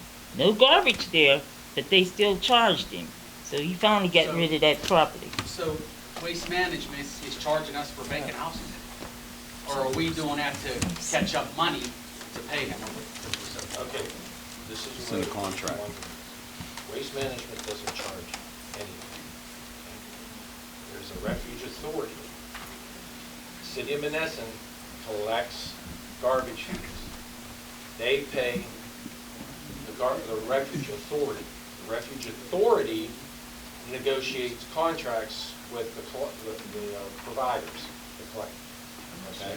So there is a intermingling middle part that this city does that prior council talked about this. We talked about, actually, I think the contract's up next year because it's gone up every year for the last 3 or 4 years of garbage. Our question has been, why are we paying, why do we have a refuge authority that takes and negotiates a contract when we can do that ourselves because we are already collecting the money? Waste Management doesn't even have to do the administrative part. And they're taking a percentage of what we collect. We can't afford that. We need to do it ourselves. But that contract doesn't come up until 2021. No, I'm sorry, it's the end of this year. It's the end of this year that contract comes up. That's something that I will propose to council to look into, to say, look, we don't need to do this. But again, there's a lot of things that, and I have been telling you people this for years, there's a lot of things in this city we could scream at, bitch at, complain at, and do everything else, but guess what? 90% of it is contracted, negotiated, locked in benefits and pay. You're not going to do anything to change that. Okay? I'm sorry, people. You're not going to do anything to change it. You're not going to change anything that says, I'm sorry, insurance for life for everybody in the family. It's negotiated. It's there. It's been done. You can't change it. Now, moving forward, council last year got a change from the union and the police, working together with them, that all new hires will not get full benefits for life. They will pay a deductible and a copay. Okay? In that respect, we hired a mechanic, which was desperately needed. Okay? We hired 4 police officers because the overtime was devastating this city. It cost us overtime, I don't know if you guys are familiar with this, it cost us $89,000 in overtime last year because we didn't have enough officers to cover the shifts. Okay? So we hired 4 new officers. Those 4 officers do not, 1, retire at the age of 20. And no disrespect to our police force, but no, you don't retire at 20. 2, you don't have full benefits for life, you and your family, for perpetuity, forever. That's gone. They pay copay, they pay deductible. We changed that. Am I right, Lois? We changed that last year, working hard with the police and also the ASME union. So yes, is it going to change? And is some of those benefits and the costs going to change? Yeah, but none of us here are probably going to see it. It's probably 5, 8, 10, 15 years before you'll actually see it. So we tried to make a difference, if that makes a difference. I got off topic and I apologize about the garbage. But that's just one of those things. No, I'm with Brett. You see how it's weeded out? And hopefully those are the ones that really came for the show that have left. Because that's all it's about, is the show. But now you have the ones that hopefully still care and really true care. And when I hear folks say you and them, then what is it? You hear that when it's maybe another city talking about Monessen or us talking about another city. But here we're talking you and them as if we are not all one. And that's the bad thing. When we're pointing fingers at, like we don't all belong to live in Monessen. And as long as we continue to say that, you, them, it's not going to work. And I will preach it until the day I die. For I am an ordained minister. But my thing in the Word of God does, and you might not want to hear it, says, let he that hath an ear hear. Okay, so we ought to ask God to remove the scales from our eyes and take the wax out of our ears and listen to the truth. That if we don't stop this fighting, we will not move forward. We will surely die. And I've been telling you for years. I've only been here for 2 years, and I never knew such animosity could be in one city. I never knew it until I came here to be on council. I never knew it existed until I came on council. And that's sad when I see the people that actually hate each other. Not don't like it. People hate each other. And until you let that hate go, hate will fester like cancer. And you will die from it. So until we stop this, and we will die. And we have to make up in our mind, those who remain here, who truly care about Monessen, we have to start today and come together. I talked to Matt upstairs, and I said, Matt, we don't even know each other here. Folk want to fight. And how are you going to fight someone you don't even know? I said, we need to come together and meet and have lunch together so we can get to know, you're a family man. You have these brothers. You have somebody who's sick in your family. Maybe we ought to pray for them. When you get to know someone, then you won't argue and fight so much if you know where they're coming from. I said, let's have lunch and don't even talk about city business. Just find out about each other. And then maybe when you have a relationship with somebody, then you can come to a solution to a problem. But we're just coming up against each other for no reason at all because we just don't like each other. I like you all because I don't even know. Thank God I didn't know anything about the two sides. But that's stopping us from moving forward. It really is. The two factions are stopping us from moving forward. We have to stop listening to those factions and speak and make up our own minds what we were elected to do. To serve the city of Monessen the best we could. Stop listening to those other two factions. Make up our own minds. We were elected to serve you and make up our own minds for the good of Monessen. Not what they tell us to do.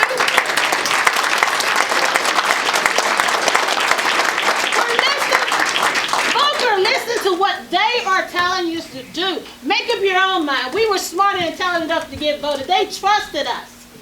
Let's make up our own minds and do what's right for Monessen, not what somebody else is telling us. They had their chance. This is our chance to turn things around for the good. That's right. That's right. Look, dinner's on me if you get together. You're invited to my place. Dinner's on me if you all can get together. Okay. How's that sound?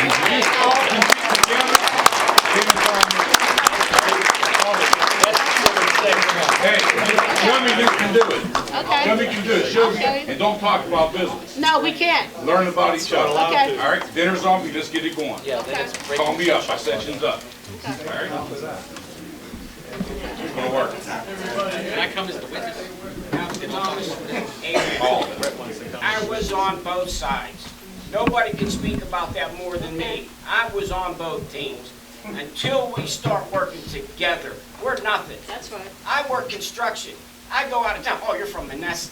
The greatest show on earth. They tell me you can't even break that. They'd rather come to our meetings and watch TV because this is the greatest show on earth. You see, showdown in Motown, because that's what it's all about. Selling papers, getting on this and that. Work together. Work together. I talked to both teams. I was on both teams. Nobody can speak more than me. I was there. Let it go. Let it go. Work together, and then we can start moving forward. Ms. Thomas said it the best. Let that crap go, because you know why? When the ship is sinking, they're the first ones with the life jackets on and in that lifeboat. They're going to leave you out to dry. Trust me when I tell you. I've been there.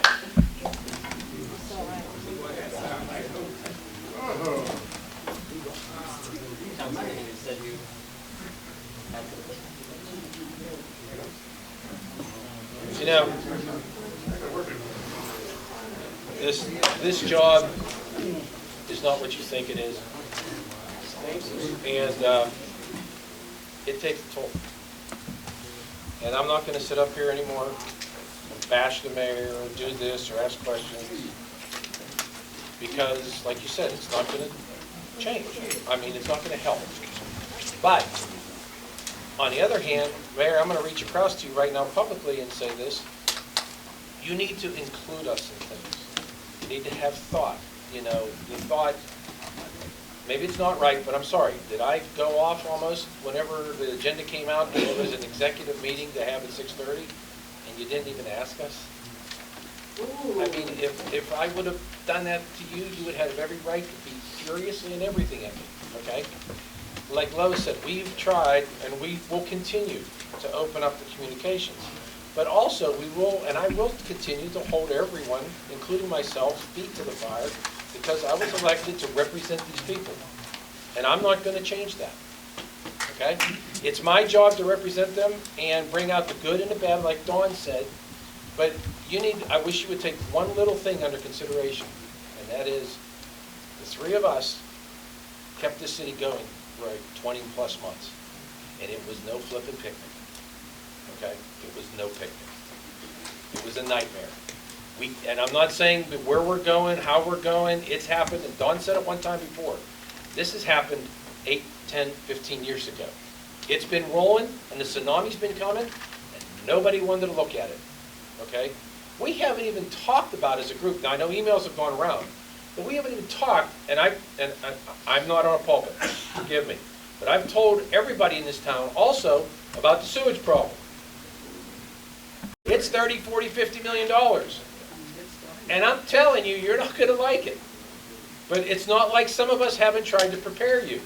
And I'm still going to be an advocate that says, and there's some emails going around with USDA, the lower money and all that stuff.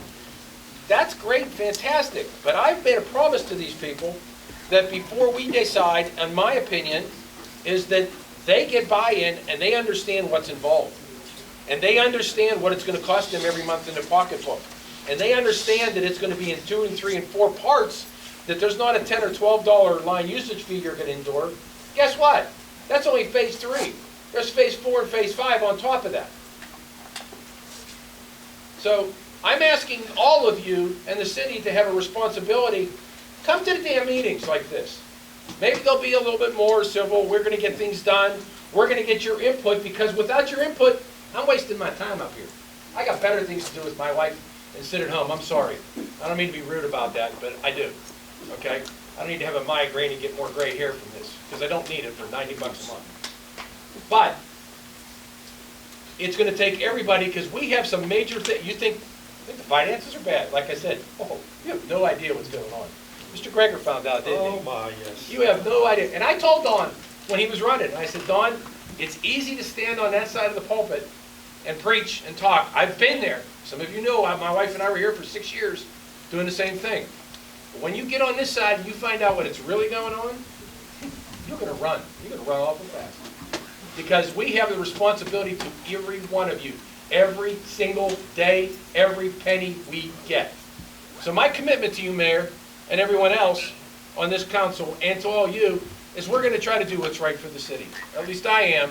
But I expect, and matter of fact, I demand that we have communication when we ask what's going on with finances and all that. Okay, you haven't been on that long. You haven't done this. Did you reach out to me at all? I did the freaking job for 2 years to try to maintain things and keep us out of Act 47 with Lois and Dave and Joe and Judy. Mayor, you even said it yourself. Break this place. It's up to you. You even said to me, Mayor, and I appreciate this, at the TAM meeting, you wanted me there because I was the only person that could speak to the bank if whatever came up, because I was there. Okay? Well, that was a good first step. Now we need to continue to build on it. So what you're telling me, your job is to let us know of all the problems that are, right? That's what we're supposed to tell you every We don't get told that at every meeting. I mean, it's impossible to tell everything, but that's a start. Ask the question. I want to know what's going on with the sewage. Since you brought up sewage and our drains. What part? I heard they want to sell it. to my knowledge, and I can't speak for all of council, but there's no thing in the works to sell the sewage authority. It'd be a nightmare if you did that. And anybody that tells you anything different of that, go to, is it Elizabeth and all that sold their sewage authority and all that? Go over to Fallowfield. They tripled their rates and everything else, okay? No. But we can't continue to have things going on and wanting to pull people off boards. And I think one of the common ground things that we all agree on, I think, is what Tony touched on with the sewer system. Like it's basically 120 years old. So it's going to be expensive to fix, and it's going to happen in phases, but it's going to be more expensive if we get a bigger sinkhole than we got 2 years ago. And especially if it's on top of a road or somewhere on a hillside that can't be replaced, because these sewer lines run up and down these hillsides. So I think that is the common ground, but he is right that we need to make you all aware when that time comes. Grants available for that? Yeah, there's grants, but they're like... They'll basically only give you like 5 million at a time, and the project total is probably like 40 million. That's not even including the EQ tank that has to get put in. The EQ tank that started, and I'm not going to throw anybody under the bus, but I'm going to say at least 3 administrations back, when they had discussions with DEP, and I know all of you, I've talked about this to all of you. The EQ tank started out at $750,000. That EQ tank that's going to cost this city right now is $1.2 million minimum, right now if we did it today. We're not ready to do it. It keeps going up, up, and up. So everybody needs to understand that. And I just want everybody one more time not to have shock and awe and go, oh my God. No. You've got to be educated. You've got to come. You've got to participate. You've got to ask the questions. You can't just pick up the paper and say, oh shit, look what happened. Oh my God, look what's going up. You can't do that. Because it is going to go up. Yeah. All right. Could I have a motion to adjourn? I make a motion to adjourn. I take it there's no discussion. Meeting adjourned at 10:11. What are you doing?